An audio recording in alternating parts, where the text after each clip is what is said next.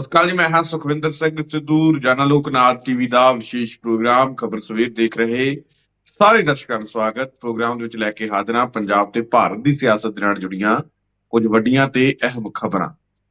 ਸਭ ਤੋਂ ਪਹਿਲਾਂ ਗੱਲਬਾਤ ਕਰਾਂਗੇ ਕਿ ਸ਼ਹੀਦੀ ਹਫ਼ਤਾ ਜਿਹੜਾ ਉਹ ਚੱਲ ਰਿਹਾ ਹੈ, ਗੁਰੂ ਗੋਬਿੰਦ ਸਿੰਘ ਜੀ ਦੇ ਪਰਿਵਾਰ ਦੇ ਨਾਲ ਸੰਬੰਧਿਤ ਇਹ ਜਿਹੜਾ ਸ਼ਹੀਦੀ ਹਫ਼ਤਾ ਚੱਲ ਰਿਹਾ ਹੈ, ਇਸ ਨਾਲ ਸੰਬੰਧਿਤ ਜਿਹੜਾ ਹੈ ਇੱਕ ਵਿਵਾਦ ਜਿਹੜਾ ਕੇਂਦਰ ਸਰਕਾਰ ਅਤੇ ਐਸਜੀਪੀਸੀ ਦੇ ਵਿਚਕਾਰ ਚੱਲ ਪਿਆ। ਕਿਉਂ ਅਜਿਹਾ ਹੋਇਆ, ਗੱਲਬਾਤ ਇਸ ਤੇ ਕਰਾਂਗੇ। ਬੜੀ ਅਹਿਮ ਜਿਹੜੀ ਇਹ ਖਬਰ ਹੈਗੀ ਹੈ। ਨਾਲੇ ਨਾਲ ਗੱਲਬਾਤ ਕਰਾਂਗੇ ਕਿ ਇੱਕ ਐਮਐਲਏ ਦਾ ਐਸਐਚਓ ਤੇ ਡੀਐਸਪੀ ਦੇ ਨਾਲ ਪੇਚਾ ਪੈ ਗਿਆ। ਕਿਉਂ ਪਿਆ ਪੇਚਾ, ਗੱਲਬਾਤ ਕੀ ਹੋਈ ਹੈ, ਕੀ ਕੁਝ ਗੱਲਬਾਤ ਉੱਥੇ ਹੋ ਰਹੀ ਹੈ ਤੇ ਹੁਣ ਕਾਰਵਾਈ ਕੀ ਹੋਈ ਮਾਮਲੇ ਦੇ ਵਿੱਚ, ਇਸ ਤੇ ਵੀ ਗੱਲਬਾਤ ਜਿਹੜੀ ਆ ਉਹ ਕਰਾਂਗੇ। ਨਾਲ ਹੀ ਨਾਲ ਜਿਹੜੀ ਇਹ ਗੱਲਬਾਤ ਕਰਾਂਗੇ ਕਿ ਪੰਜਾਬ ਦੇ ਵਿੱਚ ਜਿਹੜੇ ਸਨਅਤ ਨੂੰ ਲੈ ਕੇ ਜਿਹੜੇ ਕੁਝ ਪੰਜਾਬ ਦੇ ਸਨਅਤਕਾਰ ਸੀ ਉਹ ਪੰਜਾਬ ਤੋਂ ਬਾਹਰ ਚਲੇ ਗਏ ਸੀ। ਦੂਜੇ ਪਾਸੇ ਭਗਵੰਤ ਸਿੰਘ ਮਾਨ ਜਿਹੜੇ ਆ ਉਹ ਸਨਅਤਕਾਰਾਂ ਨੂੰ ਪੰਜਾਬ ਦੇ ਵਿੱਚ ਨਿਵੇਸ਼ ਕਰਨ ਦੇ ਲਈ ਕਿਸੇ ਹੋਰ ਸੂਬਿਆਂ ਦੇ ਵਿੱਚ ਚਲੇ ਗਏ ਸੀ। ਉਸ ਨਾਲ ਸੰਬੰਧਿਤ ਇੱਕ ਵੱਡਾ ਜਿਹੜਾ ਖੁਲਾਸਾ ਹੋਇਆ। ਵੱਡਾ ਖੁਲਾਸਾ ਕੀ ਹੋਇਆ ਜਿਹੜਾ ਭਗਵੰਤ ਮਾਨ ਹੋਣਾ ਦੀ ਪੋਲ ਖੋਲਦਾ, ਕੀ ਉਹ ਗੱਲਬਾਤ ਹੈ? ਗੱਲਬਾਤ ਜਿਹੜੀ ਆ ਉਹ ਉਸ ਤੇ ਵੀ ਕਰਾਂਗੇ। ਨਾਲ ਹੀ ਨਾਲ ਕੁਝ ਹੋਰ ਵੀ ਖਬਰਾਂ ਨੇ।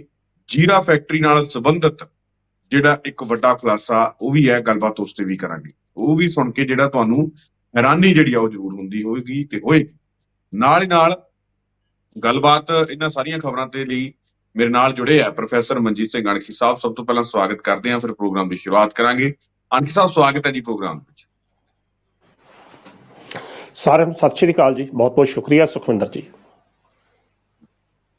ਅਣਖੀ ਸਾਹਿਬ, ਗੁਰੂ ਸਾਹਿਬ ਦੇ ਪਰਿਵਾਰ ਦੀ ਸ਼ਹੀਦੀ ਨੂੰ ਜਿਹੜਾ ਯਾਦ ਕਰਦੇ ਹਾਂ, ਪਹਿਲਾਂ ਜਿਵੇਂ ਹਰ ਰੋਜ਼ ਦੀ ਤਰ੍ਹਾਂ ਆਪਾਂ ਜਿਹੜੀ ਗੱਲਬਾਤ ਕਰਦੇ ਹਾਂ, ਉਹਨਾਂ ਨੂੰ ਯਾਦ ਕਰਦਿਆਂ ਪਹਿਲੀ ਖਬਰ ਆਪਾਂ ਉਹਨਾਂ ਦੇ ਨਾਲ ਰਿਲੇਟਡ ਹੀ ਲੈਂਦੇ ਹਾਂ ਕਿ ਕੇਂਦਰ ਸਰਕਾਰ ਨੇ ਛੋਟੇ ਸਾਹਿਬਜ਼ਾਦਿਆਂ ਦੀ ਜਿਹੜੀ ਸ਼ਹੀਦੀ ਨੂੰ ਸਮਰਪਿਤ ਜਿਹੜਾ ਵੀਰ ਬਾਲ ਦਿਵਸ ਮਨਾਉਣ ਦਾ ਜਿਹੜਾ ਫੈਸਲਾ ਕੀਤਾ ਗਿਆ ਸੀ, ਹੁਣ ਉਹਦੇ ਤੇ ਜਿਹੜਾ ਸ਼੍ਰੋਮਣੀ ਕਮੇਟੀ ਨੇ ਜਿਹੜਾ ਉਹ ਇਤਰਾਜ਼ ਜਤਾਇਆ। ਇਹ ਇਤਰਾਜ਼ ਹੈ ਕਿਉਂ? ਕੀ ਇਹ ਇਤਰਾਜ਼ ਹੈ? ਕੀ ਇਹ ਸਹੀ ਇਤਰਾਜ਼ ਹੈ? ਤੇ ਕੀ ਵਾਕਈ ਸ਼੍ਰੋਮਣੀ ਕਮੇਟੀ ਦਾ ਜੇ ਇਤਰਾਜ਼ ਸਹੀ ਹੈ ਤਾਂ ਇਸ ਚੀਜ਼ ਨੂੰ ਜਿਹੜਾ ਬਦਲ ਲੈਣਾ ਚਾਹੀਦਾ ਹੈ ਕੇਂਦਰ ਸਰਕਾਰ ਨੂੰ? ਇਸ ਤੇ ਜਿਹੜੀ ਆਪਾਂ ਗੱਲਬਾਤ ਕਰੀ। ਬਿਲਕੁਲ ਸੁਖਵਿੰਦਰ ਜੀ, ਬੜਾ ਮਹੱਤਵਪੂਰਨ ਜਿਹੜਾ ਪ੍ਰਸ਼ਨ ਤੁਸੀਂ ਉਠਾਇਆ। ਸਭ ਤੋਂ ਪਹਿਲੀ ਗੱਲ ਤਾਂ ਇਹ ਹੈ ਕਿ ਅੱਜ ਦੇ ਦਿਨ ਦੀ ਸਫਰੇ ਸ਼ਹਾਦਤ ਦਾ ਜਿਹੜਾ ਅੱਜ ਮਹੱਤਵਪੂਰਨ ਦਿਨ ਆ, ਉਸ ਦੀ ਅੱਜ ਦੀ ਕੀ ਖਾਸੀਅਤ ਕੀ ਹੈ? ਅੱਜ ਦੇ ਦਿਨ ਜਿਹੜੇ ਛੋਟੇ ਸਾਹਿਬਜ਼ਾਦੇ ਨੇ ਫਤਿਹ ਸਿੰਘ ਤੇ ਜ਼ੋਰਾਵਰ ਸਿੰਘ ਹੋਣਾ ਨੂੰ ਅੱਜ ਪਹਿਲੇ ਦਿਨ ਜਦੋਂ ਸੂਬਾ ਸਰਹੰਦ ਦੀ ਕਚਹਿਰੀ ਦੇ ਵਿੱਚ ਪਹਿਲੇ ਦਿਨ ਉਹਨਾਂ ਦੀ ਪੇਸ਼ੀ ਜਿਹੜੀ ਹੁੰਦੀ ਹੈ, ਔਰ ਮਾਤਾ ਗੁਜਰੀ ਹੋਣੀ ਉਹ ਠੰਡੇ ਬੁਰਜ ਦੇ ਵਿੱਚ ਉਹਨਾਂ ਨੂੰ ਕੈਦ ਹੁੰਦਾ ਗੰਗੂ ਬ੍ਰਾਹਮਣ ਦੇ ਕੰਪਲੇਨ ਦੇ ਉੱਤੇ। ਤਾਂ ਅੱਜ ਪਹਿਲੀ ਪੇਸ਼ੀ ਜਿਹੜੀ ਆ ਉਹਨਾਂ ਦੀ ਸੂਬਾ ਸਰਹੰਦ ਦੇ ਦਰਬਾਰ ਵਿੱਚ ਹੁੰਦੀ ਆ। ਤੇ ਸ਼ਾਇਦ ਇਸੇ ਹੀ ਕਾਰਨ ਅੱਜ ਫਤਿਹਗੜ੍ਹ ਸਾਹਿਬ ਜਿਹੜਾ ਹੈਗਾ ਉੱਥੇ ਬਕਾਇਦਾ ਤੌਰ ਤੇ ਅਖੰਡ ਪਾਠ ਸਾਹਿਬ ਜਿਹੜੇ ਰੱਖੇ ਗਏ ਨੇ। ਅੱਜ ਤੋਂ 3 ਦਿਨ ਇਹ ਸਮਾਗਮ ਜਿਹੜਾ ਉਹ ਚੱਲੇਗਾ। ਹਾਲਾਂਕਿ ਸ਼ਹੀਦੀ ਸਪਤਾਹ ਤਾਂ 29 ਦਸੰਬਰ ਤੱਕ ਚੱਲੇਗਾ, ਪਰ ਅੱਜ ਤੋਂ ਅਖੰਡ ਪਾਠ ਸਾਹਿਬ ਜਿਹੜੇ ਰੱਖ ਦਿੱਤੇ ਗਏ ਨੇ ਤੇ 28 ਤਰੀਕ ਨੂੰ ਜਿਸ ਦਿਨ ਉਹਨਾਂ ਦਾ ਸ਼ਹੀਦੀ ਪੁਰਬ ਆ, ਉਸ ਦਿਨ ਅਖੰਡ ਪਾਠ ਸਾਹਿਬ ਦੇ ਭੋਗ ਪੈਣਗੇ। ਇਹ ਅੱਜ ਦੀ ਖਾਸੀਅਤ ਹੈਗੀ ਹੈ ਕਿ ਠੰਡ ਦਾ ਵੇਖ ਲਓ 12 ਪੋਹ ਹੈ। ਇਹੋ ਜਿਹੀ ਠੰਡ ਦੇ ਵਿੱਚ ਛੋਟੇ ਸਾਹਿਬਜ਼ਾਦੇ ਠੰਡੇ ਬੁਰਜ ਤੋਂ ਸੂਬਾ ਸਰਹੰਦ ਦੀ ਕਚਹਿਰੀ ਤੱਕ ਜਿਸ ਤਰ੍ਹਾਂ ਜਾਂਦੇ ਹੋਣਗੇ, ਉਹ ਸਫ਼ਰ, ਉਹ ਮਹਿਸੂਸੀਅਤ ਕਿਹੋ ਜਿਹੀ ਹੋਵੇਗੀ, ਇਹ ਤਾਂ ਕੋਈ ਵੀ ਬੰਦਾ ਅੰਦਾਜ਼ਾ ਜਿਹੜਾ ਆ ਕਿਸ ਤਰ੍ਹਾਂ ਲਾ ਸਕਦਾ ਕਿ ਉਹ ਉਹੀ ਨੇ ਵਿਅਕਤੀ ਜਿਨ੍ਹਾਂ ਨੇ ਆਪਣੇ ਹੱਡਾਂ ਤੇ ਉਹਨਾਂ ਚੀਜ਼ਾਂ ਨੂੰ ਚੱਲਿਆ। ਖੈਰ, ਬੜਾ ਮਹੱਤਵਪੂਰਨ ਪ੍ਰਸ਼ਨ ਇਹਦੇ ਨਾਲ ਤੁਸੀਂ ਕੀਤਾ ਕਿ ਕੇਂਦਰ ਸਰਕਾਰ ਵੱਲੋਂ ਜਿਹੜਾ ਸਾਹਿਬਜ਼ਾਦਿਆਂ ਦੀ ਸ਼ਹੀਦੀ ਸਮਾਰੋਹ ਨੂੰ ਬਾਲ ਦਿਵਸ, ਵੀਰ ਬਾਲ ਦਿਵਸ ਦੇ ਮੌਕੇ ਤੇ ਮਨਾਇਆ ਜਾ ਰਿਹਾ ਦੇ ਰੂਪ ਦੇ ਵਿੱਚ। ਤੇ ਬਕਾਇਦਾ ਕੱਲ ਪ੍ਰਧਾਨ ਮੰਤਰੀ ਹੋਣਾ ਨੇ ਆਪਣੇ ਮਨ ਕੀ ਬਾਤ ਪ੍ਰੋਗਰਾਮ ਦੇ ਵਿੱਚ ਇਸ ਦਾ ਜ਼ਿਕਰ ਵੀ ਕੀਤਾ। ਤੇ ਦੂਜੇ ਪਾਸੇ ਸੁਖਵਿੰਦਰ ਜੀ, ਆਪਣੇ ਸ਼੍ਰੋਮਣੀ ਗੁਰਦੁਆਰਾ ਪ੍ਰਬੰਧਕ ਕਮੇਟੀ ਦੇ ਜਿਹੜੇ ਐਡਵੋਕੇਟ ਹਰਚਰਨ ਸਿੰਘ ਧਾਮੀ ਪ੍ਰਧਾਨ ਨੇ, ਉਹਨਾਂ ਨੇ ਇਤਰਾਜ਼ ਪ੍ਰਗਟ ਕੀਤਾ। ਇਤਰਾਜ਼ ਪਹਿਲਾਂ ਵੀ ਪ੍ਰਗਟ ਕੀਤਾ ਸੀ ਤੇ ਉਹਨਾਂ ਨੇ ਹੁਣ ਵੀ ਪ੍ਰਗਟ ਕੀਤਾ ਕਿ ਇਹ ਜਿਹੜਾ ਦਿਹਾੜਾ ਵੀਰ ਬਾਲ ਦਿਵਸ ਤੇ ਨਾ ਮਨਾ ਕੇ ਬਲਕਿ ਸਾਹਿਬਜ਼ਾਦਾ ਸ਼ਹਾਦਤ ਦਿਵਸ ਦੇ ਰੂਪ ਦੇ ਵਿੱਚ ਮਨਾਇਆ ਜਾਣਾ ਚਾਹੀਦਾ। ਇਸ ਦਾ ਨਾਮ ਜਿਹੜਾ ਬਦਲ ਕੇ ਇਹ ਰੱਖਿਆ ਜਾਣਾ ਚਾਹੀਦਾ। ਹੁਣ ਸੁਖਵਿੰਦਰ ਜੀ, ਸ਼੍ਰੋਮਣੀ ਗੁਰਦੁਆਰਾ ਪ੍ਰਬੰਧਕ ਕਮੇਟੀ ਦੀ ਇਹ ਜਿਹੜੀ ਸਮਝ ਹੈ ਜਾਂ ਇਹ ਜਿਹੜਾ ਮੁੱਦਾ ਕਿਉਂ ਉਹਨਾਂ ਨੇ ਠਾਇਆ, ਉਹਨਾਂ ਨੇ ਇਹਦੇ ਉੱਤੇ ਵੀ ਰਾਜਨੀਤੀ ਮੈਨੂੰ ਲੱਗਦਾ ਕਰਨ ਦਾ ਜਿਹੜਾ ਯਤਨ ਕਰ ਰਿਹਾ ਹੈ। ਉਹਨਾਂ ਦੇ 2 ਤਰਕ ਸ਼੍ਰੋਮਣੀ ਗੁਰਦੁਆਰਾ ਪ੍ਰਬੰਧਕ ਕਮੇਟੀ ਨੇ ਦਿੱਤੇ ਨੇ। ਇੱਕ ਤਰਕ ਤੇ ਇਹ ਦਿੱਤਾ ਕਿ ਜਿਹੜਾ ਕੇਂਦਰ ਸਰਕਾਰ ਹੈ ਉਹ ਕੁਝੀਆਂ ਚਾਲਾਂ ਦੇ ਤਹਿਤ ਸਿੱਖ ਧਰਮ ਨੂੰ ਢਾਹ ਲਾ ਰਿਹਾ। ਇੱਕ ਤੇ ਉਹਨਾਂ ਨੇ ਇਹ ਗੱਲ ਕੀਤੀ ਆ ਕਿ ਇਤਿਹਾਸ, ਸਿੱਖ ਇਤਿਹਾਸ ਨੂੰ ਖਤਮ ਕੀਤਾ ਜਾ ਰਿਹਾ, ਹਿੰਦੂਆਂ ਚ ਰਲੇਵਾਂ ਕੀਤਾ ਜਾ ਰਿਹਾ। ਦੂਜਾ ਉਹਨਾਂ ਨੇ ਤਰਕ ਇਹ ਦਿੱਤਾ ਕਿ ਕੇਂਦਰ ਸਰਕਾਰ RSS ਦੇ ਇਸ਼ਾਰੇ ਤੇ ਅਜਿਹੀਆਂ ਗਤੀਵਿਧੀਆਂ ਕਰ ਰਿਹਾ। ਪਤਾ ਨਹੀਂ ਧਾਮੀ ਸਾਹਿਬ ਦਾ ਇਹ ਬਿਆਨ ਉਹਨਾਂ ਨੇ ਕੀ ਸੋਚ ਕੇ ਦਿੱਤਾ। ਸੁਖਵਿੰਦਰ ਜੀ, ਪਹਿਲੀ ਗੱਲ ਤਾਂ ਇਹ ਹੈ ਕਿ ਸਾਹਿਬਜ਼ਾਦਿਆਂ ਦੀ ਜਿਹੜੀ ਸ਼ਹੀਦੀ ਆ ਜਾਂ ਸ਼ਹਾਦਤ ਆ, ਉਹਨਾਂ ਨੂੰ ਤੁਸੀਂ ਕਿਸੇ ਨਾਮਾਂ ਦੇ ਵਿੱਚ ਨਹੀਂ ਬੰਨ ਸਕਦੇ। ਉਹ ਰਹਿੰਦੀ ਦੁਨੀਆ ਤੱਕ ਉਹਨਾਂ ਨੂੰ ਤੁਸੀਂ ਸਾਹਿਬਜ਼ਾਦੇ ਕਹਿ ਲਓ, ਉਹਨਾਂ ਨੂੰ ਤੁਸੀਂ ਬਾਲ ਕਹਿ ਲਓ, ਉਹਨਾਂ ਨੂੰ ਤੁਸੀਂ ਬਾਬਾ ਜੀ ਕਹਿ ਲਓ, ਉਹਨਾਂ ਨਾਮਾਂ ਨੂੰ ਕੋਈ ਫਰਕ ਨਹੀਂ ਪੈਂਦਾ। ਉਹ ਨਾਮ ਜਦੋਂ ਤੱਕ ਰਹਿੰਦੀ ਕਾਇਨਾਤ ਦੁਨੀਆ ਰਹੇਗੀ ਉਦੋਂ ਤੱਕ ਉਹਨਾਂ ਨੂੰ ਸ਼ਹਾਦਤ ਦੇ ਸੰਕਲਪ, ਸ਼ਹਾਦਤ ਦੇ ਉਹ ਪ੍ਰਤੀਕ ਮੰਨਿਆ ਜਾਵੇਗਾ ਜਿਨ੍ਹਾਂ ਦਾ ਮੁਕਾਬਲਾ ਕੋਈ ਵੀ ਨਹੀਂ ਕਰ ਸਕਦਾ। ਤੇ ਇੱਥੇ ਹੁਣ ਜੇਕਰ ਹੁਣ ਧਾਮੀ ਸਾਹਿਬ ਦੀ ਥੋੜੀ ਜਿਹੀ ਗੱਲ ਦੀ ਐਕਸਪਲੇਨ ਕਰੀ ਕਿ ਜਿਹੜਾ ਵਾਰ ਇੱਥੇ ਸ਼ਬਦਾਂ ਦਾ ਜਿਹੜਾ ਹੇਰ ਫੇਰ ਆ, ਸਾਹਿਬਜ਼ਾਦਾ ਜਿਹੜਾ ਸ਼ਬਦ ਆ ਅਸਲ 'ਚ ਵੇਖਿਆ ਜਾਵੇ ਤਾਂ ਫਾਰਸੀ ਦਾ ਸ਼ਬਦ ਹੈਗਾ, ਜਿਹੜਾ ਵੀਰ ਬਾਲ ਦੇ ਵਿੱਚ ਇਹ ਹਿੰਦੀ ਦਾ ਸ਼ਬਦ ਹੈ। ਪੰਜਾਬੀ 'ਚ ਦਾ ਸ਼ਬਦ ਫਿਰ ਕੋਈ ਹੈ ਹੀ ਨਹੀਂ, ਤਾਂ ਫਿਰ ਕੱਲ ਨੂੰ ਕੋਈ ਇਤਰਾਜ਼ ਇਹ ਵੀ ਕਰ ਸਕਦਾ ਕਿ ਅਸੀਂ ਫਾਰਸੀ ਦੇ ਸ਼ਬਦਾਂ ਨੂੰ ਕਿਉਂ ਵਰਤ ਰਹੇ ਹਾਂ। ਕੋਈ ਬੰਦਾ ਇਹੋ ਜਿਹਾ ਵੀ ਕਰ ਸਕਦਾ। ਕਈ ਲੋਕ ਅੱਜ ਕੱਲ੍ਹ ਇਹੋ ਜਿਹੀਆਂ ਸੰਸਥਾਵਾਂ ਉੱਠੀਆਂ ਨੇ ਜਿਹੜੇ ਇਤਰਾਜ਼ ਪ੍ਰਗਟ ਕਰਦੇ ਨੇ। ਤੇ ਜੇਕਰ ਕੇਂਦਰ ਸਰਕਾਰ, ਭਾਰਤ ਦੀ ਸਰਕਾਰ ਸਿੱਖਾਂ ਦੇ ਇਸ ਅਹਿਮ ਇਤਿਹਾਸ ਨੂੰ ਦੁਨੀਆ ਦੇ ਵਿੱਚ ਇੱਕ ਇਸ ਰੂਪ 'ਚ ਪੇਸ਼ ਕਰ ਰਹੀ ਆ, ਸੁਖਵਿੰਦਰ ਜੀ, ਇੱਥੇ ਪੰਜਾਬ 'ਚ ਤੇ ਅਸੀਂ ਲੋਕ ਜਾਣਦੇ ਹਾਂ ਕਿ ਸਾਹਿਬਜ਼ਾਦਾ ਅਜੀਤ ਸਿੰਘ, ਮਾਫ ਕਰਨ, ਸਾਹਿਬਜ਼ਾਦਾ ਜ਼ੋਰਾਵਰ ਤੇ ਫਤਿਹ ਸਿੰਘ ਨੇ 7 ਤੇ 9 ਸਾਲ ਦੀ ਉਮਰ 'ਚ ਕੁਰਬਾਨੀ ਦਿੱਤੀ। ਕੇਰਲਾ ਦੇ ਵਿੱਚ ਜਿਹੜੇ ਲੋਕ ਬੈਠੇ ਨੇ ਉਹਨਾਂ ਨੂੰ ਕੋਈ ਨਹੀਂ ਪਤਾ ਕਿ ਸਾਹਿਬਜ਼ਾਦੇ ਕੌਣ ਨੇ ਜਾਂ ਕੌਣ ਨਹੀਂ। ਸਿੱਖ ਜਿਹੜੇ ਹੋਣਗੇ ਉਹਨਾਂ ਨੂੰ ਪਤਾ ਹੋਊਗਾ ਸਿੱਖ ਧਰਮ ਨਾਲ, ਬਾਕੀ ਉੱਥੇ ਹਿੰਦੂ ਵੀ ਵਸਦੇ ਨੇ, ਕ੍ਰਿਸਚਨ ਵੀ ਵਸਦੇ ਨੇ। ਤੇ ਜੇਕਰ ਭਾਰਤ ਸਰਕਾਰ ਦੇ ਇਸ ਉਪਰਾਲੇ ਦੇ ਨਾਲ ਇਹਨਾਂ ਸ਼ਹਾਦਤ ਜਿਹੜੇ ਇਹ ਦੋ ਸ਼ਹੀਦ ਹੈਗੇ ਨੇ ਸਾਹਿਬਜ਼ਾਦਿਆਂ, ਜੇਕਰ ਇਹਨਾਂ ਦਾ ਨਾਂ, ਹਾਲਾਂਕਿ ਮੈਂ ਪਹਿਲਾਂ ਹੀ ਇੰਨੀ ਗੱਲ ਕਹਿ ਕਿ ਦੁਨੀਆ ਦੇ ਹਰ ਹਿੱਸੇ 'ਚ ਜਾਏਗਾ, ਦੁਨੀਆ 'ਚ ਹਰ ਹਿੱਸੇ 'ਚ ਪਹੁੰਚੇਗਾ ਜਦੋਂ ਤੱਕ ਦੁਨੀਆ ਹੈਗੀ ਆ, ਪਰ ਜੇਕਰ ਫਿਰ ਵੀ ਇਸ ਦੀ ਜਾਣਕਾਰੀ ਦੂਜੇ ਧਰਮ ਦੇ ਲੋਕਾਂ ਨੂੰ ਮਿਲਦੀ ਆ ਇਸ ਰੂਪ ਦੇ ਵਿੱਚ, ਤੇ ਮੇਰਾ ਨਹੀਂ ਖਿਆਲ ਕਿ ਸ਼੍ਰੋਮਣੀ ਗੁਰਦੁਆਰਾ ਪ੍ਰਬੰਧਕ ਕਮੇਟੀ ਨੂੰ ਇਹਦੇ ਉੱਤੇ ਕੋਈ ਇਤਰਾਜ਼ ਜਿਹੜਾ ਹੋਣਾ ਚਾਹੀਦਾ। ਬਾਕੀ ਤਰਕ ਹੋਰ ਵੀ ਹੋ ਸਕਦੇ ਆ। ਗੱਲ ਵੇਖੋ, ਕਿਸੇ ਦੇ ਨਾਮ ਦੇਣ ਨਾਲ ਉਹਨਾਂ ਦੀ ਸ਼ਹਾਦਤ ਜਿਹੜੀ ਆ ਉਹਦੀ ਚਮਕ ਕਿਸੇ ਵੀ ਰੂਪ 'ਚ ਫਿੱਕੀ ਨਹੀਂ ਪੈ ਸਕਦੀ। ਜਦੋਂ ਤੱਕ ਇਸ ਧਰਤੀ ਤੇ ਚੰਦ ਸੂਰਜ ਰਹਿਣਗੇ ਉਦੋਂ ਤੱਕ ਉਹ ਸ਼ਹਾਦਤ ਦੇ ਬਿੰਬ ਜਿਹੜੇ ਨੇ ਹਮੇਸ਼ਾ ਚਮਕਦੇ ਰਹਿਣਗੇ। ਉਹਨਾਂ ਨੂੰ ਕਿਸੇ ਰੂਪ ਦੇ ਵਿੱਚ ਵੀ ਜਿਹੜੀ ਇਹੀ ਹੈ, ਜਦੋਂ ਆਪਾਂ ਕਿਸੇ ਹੋਰ ਧਰਮ ਦੀ ਗੱਲ ਕਰਦੇ ਹਾਂ, ਚਾਹੇ ਆਪਾਂ ਹਿੰਦੂ ਧਰਮ ਦੀ ਗੱਲ ਕਰ ਲਈਏ, ਉਹਨਾਂ ਦੇ ਵਿੱਚ ਦੇਖੋ ਰਾਮਾਇਣ ਕਿੰਨੇ ਤਰੀਕੇ ਦੇ ਨਾਲ ਚੈਨਲਾਂ ਤੇ ਚੱਲ ਰਹੀ ਹੈ, ਫਿਲਮਾਂ ਉੱਤੇ ਬਣੀਆਂ ਨੇ, ਮਹਾਭਾਰਤ ਜਿਹੜਾ ਉਹ ਬਣਿਆ, ਫਿਲਮਾਂ ਜਿਹੜੀਆਂ ਚੱਲੀਆਂ ਕ੍ਰਿਸ਼ਨ ਜੀ ਤੇ ਰਾਮ ਜੀ ਤੇ ਹੋਰ ਬੜਾ ਕੁਝ ਉਹਨਾਂ ਤੇ ਜਿਹੜੇ ਨਾਟਕ ਬਣੇ, ਤੇ ਉਹਨਾਂ ਦੇ ਬੱਚੇ ਨੂੰ ਜਿਹੜਾ ਆਪਣੇ ਉਹਨਾਂ ਨਾਟਕਾਂ ਦੇ ਰਾਹੀਂ, ਉਹਨਾਂ ਫਿਲਮਾਂ ਦੇ ਰਾਹੀਂ ਆਪਣੇ ਇਤਿਹਾਸ ਦਾ ਜਿਹੜਾ ਉਹ ਪਤਾ ਹੈਗਾ। ਤਾਂ ਆਪਣੇ ਵਾਲੇ ਤਾਂ ਕੁਝ ਕਰਨ, ਬੰਦਾ ਇਤਿਹਾਸ ਦੇ ਬਾਰੇ, ਸਿੱਖ ਇਤਿਹਾਸ ਦੇ ਬਾਰੇ ਦੱਸਣ ਦੇ ਬਾਰੇ ਕਰਨ ਕੁਝ ਬਾਅਦ 'ਚ ਲੱਗਦਾ, ਪਹਿਲਾਂ ਇਤਰਾਜ਼ ਪ੍ਰਗਟਾਉਣ ਨਾਲ ਸ਼ੁਰੂ ਹੋ ਜਾਂਦੇ ਆ। ਧਾਰਨਾ ਤਾਂ ਇੱਥੋਂ ਤੱਕ ਵੀ ਬਣੀ ਹੋਈ ਅਣਖੀ ਸਾਹਿਬ ਕਿ ਜਦੋਂ ਕੋਈ ਨਾ ਕੋਈ ਕੁਝ ਕਰਨ ਲੱਗਦਾ, ਕੋਈ ਫਿਲਮ ਜਾਂ ਕੋਈ ਨਾਟਕ ਇਸ ਤਰੀਕੇ ਦੇ ਨਾਲ ਕਰਨ ਲੱਗਦਾ ਹੈ, ਤਾਂ ਕਹਿੰਦੇ ਕਿ ਉਦੋਂ ਵੀ ਕੁਝ ਲੋਕ ਇਤਰਾਜ਼ ਇਸ ਕਰਕੇ ਲਾ ਲੈਂਦੇ ਵੀ ਚਲੋ ਕੁਝ ਨਾ ਕੁਝ ਤਾਂ ਲੈ ਡਿੱਗਾਂਗੇ। ਸਮਝਦੇ ਹੋ ਤੁਸੀਂ ਮੈਨੂੰ ਮੈਂ ਕੀ ਕਹਿ ਰਿਹਾ ਵੀ ਇਤਰਾਜ਼ ਲਾ ਲਈਏ, ਪੈਸੇ ਲੈ ਲਈਏ ਤੇ ਫਿਰ ਇਤਰਾਜ਼ ਵੀ ਜਿਹੜਾ ਉਹ ਠੀਕ ਹੋ ਜਾਊਗਾ। ਯਾਨੀ ਇਹੋ ਜਿਹੀ ਮਾਨਸਿਕਤਾ ਵਾਲੇ ਲੋਕ ਜਿਹੜੇ ਆ ਸਾਡੇ ਇਤਿਹਾਸ ਨੂੰ ਜਿਹੜਾ ਅੱਗੇ ਵਧਣ ਨਹੀਂ ਦਿੰਦੇ। ਤੇ ਜਿਹੜੇ ਸਟੇਜਾਂ ਤੇ ਪ੍ਰਚਾਰ ਕਰਦੇ ਸਾਡੇ ਪ੍ਰਚਾਰਕ ਆ, ਜੇਕਰ ਉਹ ਵੀ ਕਿਸੇ ਤਰੀਕੇ ਦੇ ਨਾਲ ਕੋਈ ਪ੍ਰਚਾਰ ਕਰਨ ਦੀ ਕੋਸ਼ਿਸ਼ ਕਰਦੇ ਆ, ਉਹਨਾਂ ਨੂੰ ਡਰਾਇਆ ਜਾਂਦਾ, ਉਹਨਾਂ ਨੂੰ ਧਮਕਾਇਆ ਜਾਂਦਾ, ਉਹਨਾਂ ਨੂੰ ਕਿਹਾ ਜਾਂਦਾ ਕਿ ਤੁਹਾਡੇ ਦੀਵਾਨ ਨਹੀਂ ਲੱਗਣ ਦੇਣੇ, ਉਹਨਾਂ ਨੂੰ ਕਿਹਾ ਜਾਂਦਾ ਕਿ ਜੇ ਤੁਸੀਂ ਦੀਵਾਨ ਕਿਤੇ ਲਾਏ, ਤੁਸੀਂ ਕਿਤੇ ਪ੍ਰਚਾਰ ਲਈ ਪ੍ਰੋਗਰਾਮ ਲਾਇਆ ਤਾਂ ਅਸੀਂ ਤੁਹਾਨੂੰ ਏਦਾਂ ਕਰ ਦਿਆਂਗੇ, ਉੱਦਾਂ ਕਰ ਦਿਆਂਗੇ। ਯਾਨੀ ਕਿ ਡਰਾਉਣ ਧਮਕਾਉਣ ਵਾਲੀਆਂ ਗੱਲਾਂ ਜਿਹੜੀਆਂ ਸਾਡੇ ਧਰਮ ਦੇ ਵਿੱਚ ਧਰਮ ਦੇ ਠੇਕੇਦਾਰਾਂ ਨੇ ਜਿਹੜੀ ਉਹ ਜ਼ਿਆਦੇ ਅਣਖੀ ਸਾਹਿਬ ਵਿੱਚ ਜਿਹੜੀਆਂ ਉਹ ਚਲਾ ਲਈਆਂ ਨੇ। ਤੇ ਮੈਨੂੰ ਲੱਗਦਾ ਕਿ ਇਸੇ ਕਰਕੇ ਸ਼ਾਇਦ, ਜੇ ਮੈਂ ਗਲਤ ਨਹੀਂ ਤਾਂ, ਛੋਟੇ ਜਿਹੜੇ ਪੂਰੇ ਜਿਹੜੀ ਫਿਲਮ ਇੱਕ ਬਣੀ ਸੀ ਚਾਰ ਸਾਹਿਬਜ਼ਾਦੇ, ਫਿਲਮ ਜਿਹੜੀ ਬਣੀ ਸੀ, ਇਹ ਬੜੀ ਜਿਹੜੀ ਬੜੀ ਜ਼ਿਆਦਾ ਲੋਕਾਂ ਨੇ ਜਿਹੜਾ ਉਹਨੂੰ ਪਸੰਦ ਕੀਤਾ। ਸਿਰਫ ਸਾਡੇ ਧਰਮ ਦੇ ਲੋਕਾਂ ਨੇ ਨਹੀਂ, ਸਗੋਂ ਦੀ ਹੋਰਨਾਂ ਧਰਮਾਂ ਦੇ ਲੋਕਾਂ ਨੇ ਵੀ ਉਹਨਾਂ ਨੂੰ ਬੜਾ ਪਸੰਦ ਕੀਤਾ ਤੇ ਇਤਿਹਾਸ ਦੇ ਪੰਨਿਆਂ ਤੋਂ ਜਿਹੜੇ ਉਹ ਜਾਣੂ ਹੋਏ, ਸਾਡੇ ਲੋਕ ਵੀ ਔਰ ਦੂਜੇ ਧਰਮ ਦੇ ਲੋਕ ਵੀ। ਪਹਿਲਾਂ ਕਹਿੰਦੇ ਇਤਰਾਜ਼ ਤਾਂ ਉਹਦੇ ਤੇ ਵੀ ਪ੍ਰਗਟਾਤਾ ਸੀ ਅਣਖੀ ਸਾਹਿਬ, ਕੀ ਕੀਤਾ ਜਾਊ ਇਹੋ ਜਿਹੇ ਲੋਕਾਂ ਤੇ ਹੁਣ ਵੀ ਇਤਰਾਜ਼ ਸੁਖਵਿੰਦਰ ਜੀ ਪ੍ਰਗਟ ਕਰ ਦਿੱਤਾ। ਹੁਣ ਵੀ ਸ਼੍ਰੋਮਣੀ ਗੁਰਦੁਆਰਾ ਪ੍ਰਬੰਧਕ ਕਮੇਟੀ ਨੇ ਕਹਿਤਾ ਕਿ ਭਵਿੱਖ ਦੇ ਵਿੱਚ ਕੋਈ ਵੀ ਇਹੋ ਜਿਹੀਆਂ ਫਿਲਮਾਂ ਨਹੀਂ ਬਣਨਗੀਆਂ। ਇਹ ਤਾਂ ਸ਼੍ਰੋਮਣੀ ਗੁਰਦੁਆਰਾ ਪ੍ਰਬੰਧਕ ਕਮੇਟੀ ਦਾ ਆਪਣਾ ਫੈਸਲਾ ਹੈਗਾ। ਮੈਂ ਥੋੜੀ ਜਿਹੀ ਗੱਲ ਕਲੀਅਰ ਕਰਦਾ ਸੁਖਵਿੰਦਰ ਜੀ, ਇੱਥੇ ਵੀ ਰਾਜਨੀਤੀ ਹੋ ਰਹੀ ਹੈ। ਜੇਕਰ ਸ਼੍ਰੋਮਣੀ ਗੁਰਦੁਆਰਾ ਮਾਫ ਕਰਨਾ, ਜੇਕਰ ਸ਼੍ਰੋਮਣੀ ਅਕਾਲੀ ਦਲ ਤੇ ਭਾਜਪਾ ਦਾ ਆਪਸੀ ਗੱਠਜੋੜ ਇਸੇ ਤਰੀਕੇ ਨਾਲ ਜਿਸ ਤਰ੍ਹਾਂ ਪਹਿਲੇ ਦੌਰ 'ਚ ਚੱਲਿਆ ਹੁੰਦਾ ਤਾਂ ਫਿਰ ਕਿਸੇ ਨੇ ਕੋਈ ਇਤਰਾਜ਼ ਪ੍ਰਗਟ ਨਹੀਂ ਸੀ ਕਰਦਾ। ਫਿਰ ਨਰਿੰਦਰ ਮੋਦੀ ਦੇ ਸੋਹਲੇ ਜਿਹੜੇ ਉਹ ਗਾਏ ਜਾਣੇ ਸਨ, ਫਿਰ ਅਮਿਤ ਸ਼ਾਹ ਹੋਣਾ ਨੂੰ ਸਨਮਾਨਿਤ ਕੀਤਾ ਜਾਣਾ ਸੀ, ਬਹੁਤ ਕੁਝ ਅਜਿਹਾ ਹੋਣਾ ਸੀ। ਤੇ ਸ਼ਾਇਦ ਇਹ ਉਸੇ ਤਰੀਕੇ ਦਾ ਪੰਥਕ ਮੁੱਦੇ ਨੂੰ ਉਭਾਰਨ ਦਾ ਯਤਨ ਹੈ, ਜਿਸ ਤਰੀਕੇ ਨਾਲ ਜਦੋਂ ਸ਼੍ਰੋਮਣੀ ਅਕਾਲੀ ਦਲ ਤੇ ਭਾਜਪਾ ਦਾ ਗੱਠਜੋੜ ਟੁੱਟਦਾ, ਪਹਿਲਾਂ ਕਿਸਾਨਾਂ ਦੀ ਹਮਾਇਤ ਕਰਦੇ ਨੇ, ਫਿਰ ਕਿਸਾਨੀ ਬਿੱਲਾਂ ਦੀ ਹਮਾਇਤ ਕਰਦਾ ਸ਼੍ਰੋਮਣੀ ਅਕਾਲੀ ਦਲ, ਲੋਕਾਂ ਦੇ ਪ੍ਰੈਸ਼ਰ 'ਚ ਉਹ ਗੱਠਜੋੜ ਸਮਝੌਤਾ ਤੋੜਦਾ, ਫਿਰ ਉਸ ਤੋਂ ਬਾਅਦ ਰਾਜਨੀਤੀ ਸ਼ੁਰੂ ਹੁੰਦੀ ਆ। ਸੋ ਸੁਖਵਿੰਦਰ ਜੀ, ਇਹ ਵੀ ਮੈਨੂੰ ਉਸੇ ਤਰੀਕੇ ਦਾ ਹੀ ਸ਼੍ਰੋਮਣੀ ਅਕਾਲੀ ਦਲ ਦੇ ਇਸ਼ਾਰੇ ਤੇ ਹੀ ਐਸਜੀਪੀਸੀ ਵੱਲੋਂ ਉਠਾਇਆ ਗਿਆ ਇਹ ਇਤਰਾਜ਼ ਮੈਨੂੰ ਲੱਗ ਰਿਹਾ ਕਿਉਂਕਿ ਹੁਣ ਕੇਂਦਰ ਦਾ ਉਹਨਾਂ ਦੀ ਭਾਈਵਾਲੀ ਸਾਂਝ ਹੈ ਨਹੀਂ, ਤਾਂ ਕਿਉਂ ਨਾ ਇਸ ਮੁੱਦੇ ਨੂੰ ਇੱਕ ਪੰਥਕ ਮੁੱਦੇ ਦੇ ਰੂਪ ਦੇ ਵਿੱਚ ਉਭਾਰ ਕੇ ਕੇਂਦਰ ਸਰਕਾਰ ਵਾਸਤੇ ਕੁਝ ਮੁਸ਼ਕਲਾਂ ਜਾਂ ਭਾਜਪਾ ਵਾਸਤੇ ਕੁਝ ਮੁਸ਼ਕਲਾਂ ਜਿਹੜੀਆਂ ਪੈਦਾ ਕੀਤੀਆਂ ਜਾ ਸਕਣ। ਜਿਸ ਤਰੀਕੇ ਨਾਲ ਹਰਜਿੰਦਰ ਸਿੰਘ ਧਾਮੀ ਹੋਣਾ ਨੇ ਕਾਲਕਾ ਦੇ ਉੱਤੇ ਵੀ ਇਹਦੇ ਸੰਬੰਧੀ ਇਤਰਾਜ਼ ਜਿਹੜਾ ਪ੍ਰਗਟ ਕੀਤਾ। ਚਲੋ ਖੈਰ, ਇਹ ਖਬਰ ਦੇ ਉੱਤੇ ਚਰਚਾ ਜਿਹੜੀ ਇੰਨੀ ਕੁ ਜਿਹੜੀ ਕਰਨੀ ਜ਼ਰੂਰ ਬਣਦੀ ਸੀ। ਹੁਣ ਆਪਾਂ ਆਪਣੇ ਕੰਮ ਵੱਲ ਆਉਂਦੇ ਹਾਂ ਜੀ। ਸੁਖਵਿੰਦਰ ਜੀ, ਉਮੀਦ ਕਰਦੇ ਹਾਂ ਕਿ ਇਸ ਤਰੀਕੇ ਦੀ ਸਿਆਸਤ ਜਿਹੜੀ ਹੈ, ਚਾਹੇ ਉਹ ਭਾਜਪਾ ਵਾਲੇ ਪਾਸੇ ਹੋਣ, ਚਾਹੇ ਜਿਹੜਾ ਸ਼੍ਰੋਮਣੀ ਕਮੇਟੀ ਵਾਲੇ ਪਾਸੇ ਹੋਣ, ਸਿਆਸਤ ਜਿਹੜੀ ਉਹ ਨਹੀਂ ਹੋਣੀ ਚਾਹੀਦੀ, ਕਿਉਂਕਿ ਇਹ ਸਿਆਸਤ ਤੋਂ ਬਹੁਤ ਜ਼ਿਆਦਾ ਉੱਪਰ ਉੱਠ ਕੇ ਨੇ, ਦੁਨੀਆ ਤੋਂ ਬਹੁਤ ਜ਼ਿਆਦਾ ਉੱਪਰ ਉੱਠ ਕੇ ਨੇ। ਛੋਟੇ ਸਾਹਿਬਜ਼ਾਦਿਆਂ ਦੀਆਂ ਸ਼ਹੀਦੀਆਂ, ਗੁਰੂ ਗੋਬਿੰਦ ਸਿੰਘ ਜੀ ਦੇ ਪਰਿਵਾਰ ਦੀਆਂ ਸ਼ਹੀਦੀਆਂ, ਜਿਹੜੀਆਂ ਇਤਿਹਾਸ ਤੋਂ ਕਹਿ ਲਈਏ, ਆਪਾਂ ਦੁਨੀਆਵੀ ਤੋਂ ਕਹਿ ਲਈਏ, ਤਾਂ ਇਹ ਬਹੁਤ ਉੱਪਰ ਉੱਠ ਕੇ ਨੇ। ਤਾਂ ਇਸ ਕਰਕੇ ਘੱਟੋ ਘੱਟ ਇਹ ਜਿਹੜੇ ਸਿਆਸਤਦਾਨ ਆ, ਇਹਨਾਂ ਚੀਜ਼ਾਂ ਨੂੰ ਤਾਂ ਜਿਹੜਾ ਉਹ ਛੱਡ ਦੇਣ ਸਿਆਸਤ ਤੋਂ ਪਰੇ। ਤਾਂ ਅਗਲੀ ਖਬਰ ਅਣਖੀ ਸਾਹਿਬ ਆਪਾਂ ਲੈ ਲੈਂਦੇ ਹਾਂ।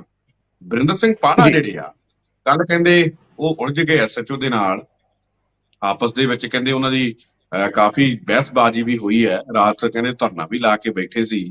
ਅਣਖੀ ਸਾਹਿਬ, ਕਿਵੇਂ ਦੇਖਦੇ ਹੋ, ਕੀ ਪੂਰਾ ਮਾਮਲਾ ਕੀ ਸੀਗਾ? ਵਰਿੰਦਰਮੀਤ ਪਾੜਾ ਨੂੰ ਧਰਨਾ ਕਿਉਂ ਜਾ ਕੇ ਉੱਥੇ ਲਾਉਣਾ ਪੈ ਗਿਆ? ਤੇ ਬਾਅਦ ਦੇ ਵਿੱਚ ਕਹਿੰਦੇ ਕਿ ਵਰਿੰਦਰਮੀਤ ਪਾੜਾ ਦੇ ਉੱਪਰ ਇੱਕ ਝੂਠਾ ਪਰਚਾ ਦਰਜ ਕਰਨ ਦੀ ਵੀ ਕੋਸ਼ਿਸ਼ ਜਿਹੜੀ ਕੀਤੀ ਗਈ ਪੁਲਿਸ ਦੇ ਵੱਲੋਂ। ਉਸ ਤੋਂ ਬਾਅਦ ਵੀ ਕਹਿੰਦੇ ਜੋ ਝੂਠਾ ਜਿਹੜਾ ਕਹਿ ਰਿਹਾ ਉਹ ਵਰਿੰਦਰਮੀਤ ਪਾੜਾ ਤੇ ਉਹਨਾਂ ਦੇ ਜਿਹੜੇ ਸਮਰਥਕ ਹੈ ਉਹ ਕਹਿ ਰਹੇ।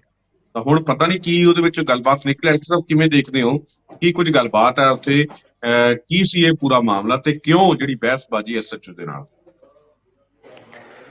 ਸੁਖਵਿੰਦਰ ਜੀ, ਜਦੋਂ ਦੇ ਵਰਿੰਦਰਮੀਤ ਸਿੰਘ ਪਾੜਾ ਪ੍ਰਧਾਨ ਬਣੇ ਨੇ ਕਾਂਗਰਸ ਦੇ, ਉੱਥੋਂ ਜ਼ਿਲ੍ਹਾ ਗੁਰਦਾਸਪੁਰ ਦੇ, ਤੇ ਰਾਜਾ ਵੜਿੰਗ ਉਹਨਾਂ ਦੀ ਪਿੱਠ ਥਾਪੜ ਕੇ ਆਏ ਨੇ, ਉਦੋਂ ਤੋਂ ਉਹਨਾਂ ਦੀਆਂ ਐਕਟੀਵਿਟੀਜ਼ ਕਾਫੀ ਉਸੇ ਤਰੀਕੇ ਦੀਆਂ ਜਾਰੀ ਨੇ ਜਿਸ ਤਰੀਕੇ ਨਾਲ ਕੁਲਬੀਰ ਸਿੰਘ ਜੀਰੇ ਨੇ ਵੀ ਬੀਤੇ ਦਿਨ ਕਿਹਾ ਸੀ ਕਿ ਜੇਕਰ ਕਾਂਗਰਸੀ ਵਰਕਰਾਂ ਤੇ ਕਿਸੇ ਕਿਸਮ ਦਾ ਕੋਈ ਪਰਚਾ ਦਰਜ ਹੋਇਆ ਜਾਂ ਇਹਨਾਂ ਦਾ ਵਧੀਕੀ ਹੋਈ ਤਾਂ ਮੂੰਹ ਤੋੜ ਜਵਾਬ ਦੇਵਾਂਗੇ, SSP ਦਾ DC ਦਾ ਘਰੋਂ ਨਿਕਲਣਾ ਬੰਦ ਕਰ ਦਾਂਗੇ। ਇਹ ਕੁਲਬੀਰ ਸਿੰਘ ਜੀਰੇ ਦਾ ਬਿਆਨ ਵੀ। ਤਾਂ ਉਸੇ ਤਰੀਕੇ ਦੀ ਜਿਹੜੀ ਰਾਜਨੀਤੀ ਹੈ, ਮੇਰਾ ਖਿਆਲ ਵਰਿੰਦਰਮੀਤ ਸਿੰਘ ਪਾੜਾ ਜਿਹੜੇ ਆ ਉਹ ਕਰਦੇ ਨਜ਼ਰ ਆ ਰਹੇ ਆ। ਜਦੋਂ ਕਿ ਦੂਜੇ ਪਾਸੇ ਵਿਜੀਲੈਂਸ ਤੇ ਰਡਾਰ ਤੇ ਵੀ ਨੇ, ਤੇ ਵਿਜੀਲੈਂਸ ਨੇ ਉਹਨਾਂ ਦੀ ਪੁੱਛਗਿੱਛ ਵੀ ਤੁਹਾਨੂੰ ਯਾਦ ਹੋਏਗਾ ਬੀਤੇ ਦਿਨਾਂ 'ਚ ਕੀਤੀ, ਜਦੋਂ DSP ਨੇ ਉਹਨਾਂ ਨੂੰ ਸਲੂਟ ਮਾਰੇ ਤਾਂ ਉਹ ਵੀ ਚਰਚਾਵਾਂ ਦਾ ਵਿਸ਼ਾ ਬਣਿਆ ਰਿਹਾ। ਖੈਰ, ਤੁਸੀਂ ਹੁਣ ਪ੍ਰਸ਼ਨ ਜਿਹੜਾ ਮੈਨੂੰ ਕੱਲ ਉਹਨਾਂ ਦੇ ਉਸ ਐਕਟੀਵਿਟੀ ਜਾਂ ਉਹਨਾਂ ਧਰਨੇ ਵੱਲੋਂ ਕੀਤਾ, ਜਿਹੜਾ ਉਹਨਾਂ ਨੇ ਬੀਤੀ ਰਾਤ ਅੱਤ ਦੀ ਠੰਡ ਵਿੱਚ ਲਾਇਆ, ਪਤਾ ਲੱਗਾ ਕਿ ਸੁਖਵਿੰਦਰ ਜੀ ਕੱਲ ਉੱਥੇ ਗੁਰਦਾਸਪੁਰ 'ਚ ਕ੍ਰਿਸਚਨ ਭਾਈਚਾਰੇ ਵੱਲੋਂ ਜਿਹੜਾ ਕ੍ਰਿਸਮਸ ਦਾ ਤਿਉਹਾਰ ਜਿਹੜਾ ਉਹ ਮਨਾਇਆ ਜਾ ਰਿਹਾ ਸੀ। ਤੇ ਉੱਥੇ ਇੱਕ ਪ੍ਰਧਾਨ, ਉੱਥੇ ਵਰਿੰਦਰਮੀਤ ਸਿੰਘ ਪਾੜਾ ਹੋਣੀ ਵੀ ਮੁੱਖ ਮਹਿਮਾਨ ਦੇ ਰੂਪ ਵਿੱਚ ਸਨ। ਕਾਂਗਰਸੀ ਉਹ ਸੀ ਪੰਮੀ ਪ੍ਰਧਾਨ, ਕੋਈ ਨਾਮ ਜਿਹੜਾ ਲਿਆ ਜਾਂਦਾ। ਤਾਂ ਕਹਿੰਦੇ ਨੇ ਕਿ ਜਦੋਂ ਉਹ ਸਮਾਗਮ ਚੱਲ ਰਿਹਾ ਸੀ ਤਾਂ ਉਸ ਵਕਤ ਪਾੜਾ ਸਾਹਿਬ ਉੱਥੋਂ ਜਦੋਂ ਉੱਠ ਕੇ ਚਲੇ ਗਏ ਤੇ ਸਮਾਗਮ ਜਦੋਂ ਖਤਮ ਹੋਇਆ ਤਾਂ ਉੱਥੇ ਜਿਹੜੇ ਜਿਨ੍ਹਾਂ ਵੱਲੋਂ ਆਯੋਜਕ ਸੀ ਉਹਨਾਂ ਨੇ ਇੱਕ ਔਰਤ ਦੀ ਜਿਹੜੀ ਚਪੇੜ ਮਾਰਤੀ। ਔਰਤ ਨੇ ਆਣ ਕੇ ਜਦੋਂ ਪੁਲਿਸ ਦੇ ਵਿੱਚ ਆਣ ਕੇ ਆਪਣੇ ਨਾਲ ਹੋਏ ਇਸ ਦੁਰਵਿਹਾਰ ਦੀ ਖਬਰ ਦਿੱਤੀ ਤਾਂ ਪੁਲਿਸ ਨੇ ਬਕਾਇਦਾ ਤੌਰ ਤੇ ਸ਼ਿਕਾਇਤ ਉਸਦੀ ਦਰਜ ਕੀਤੀ।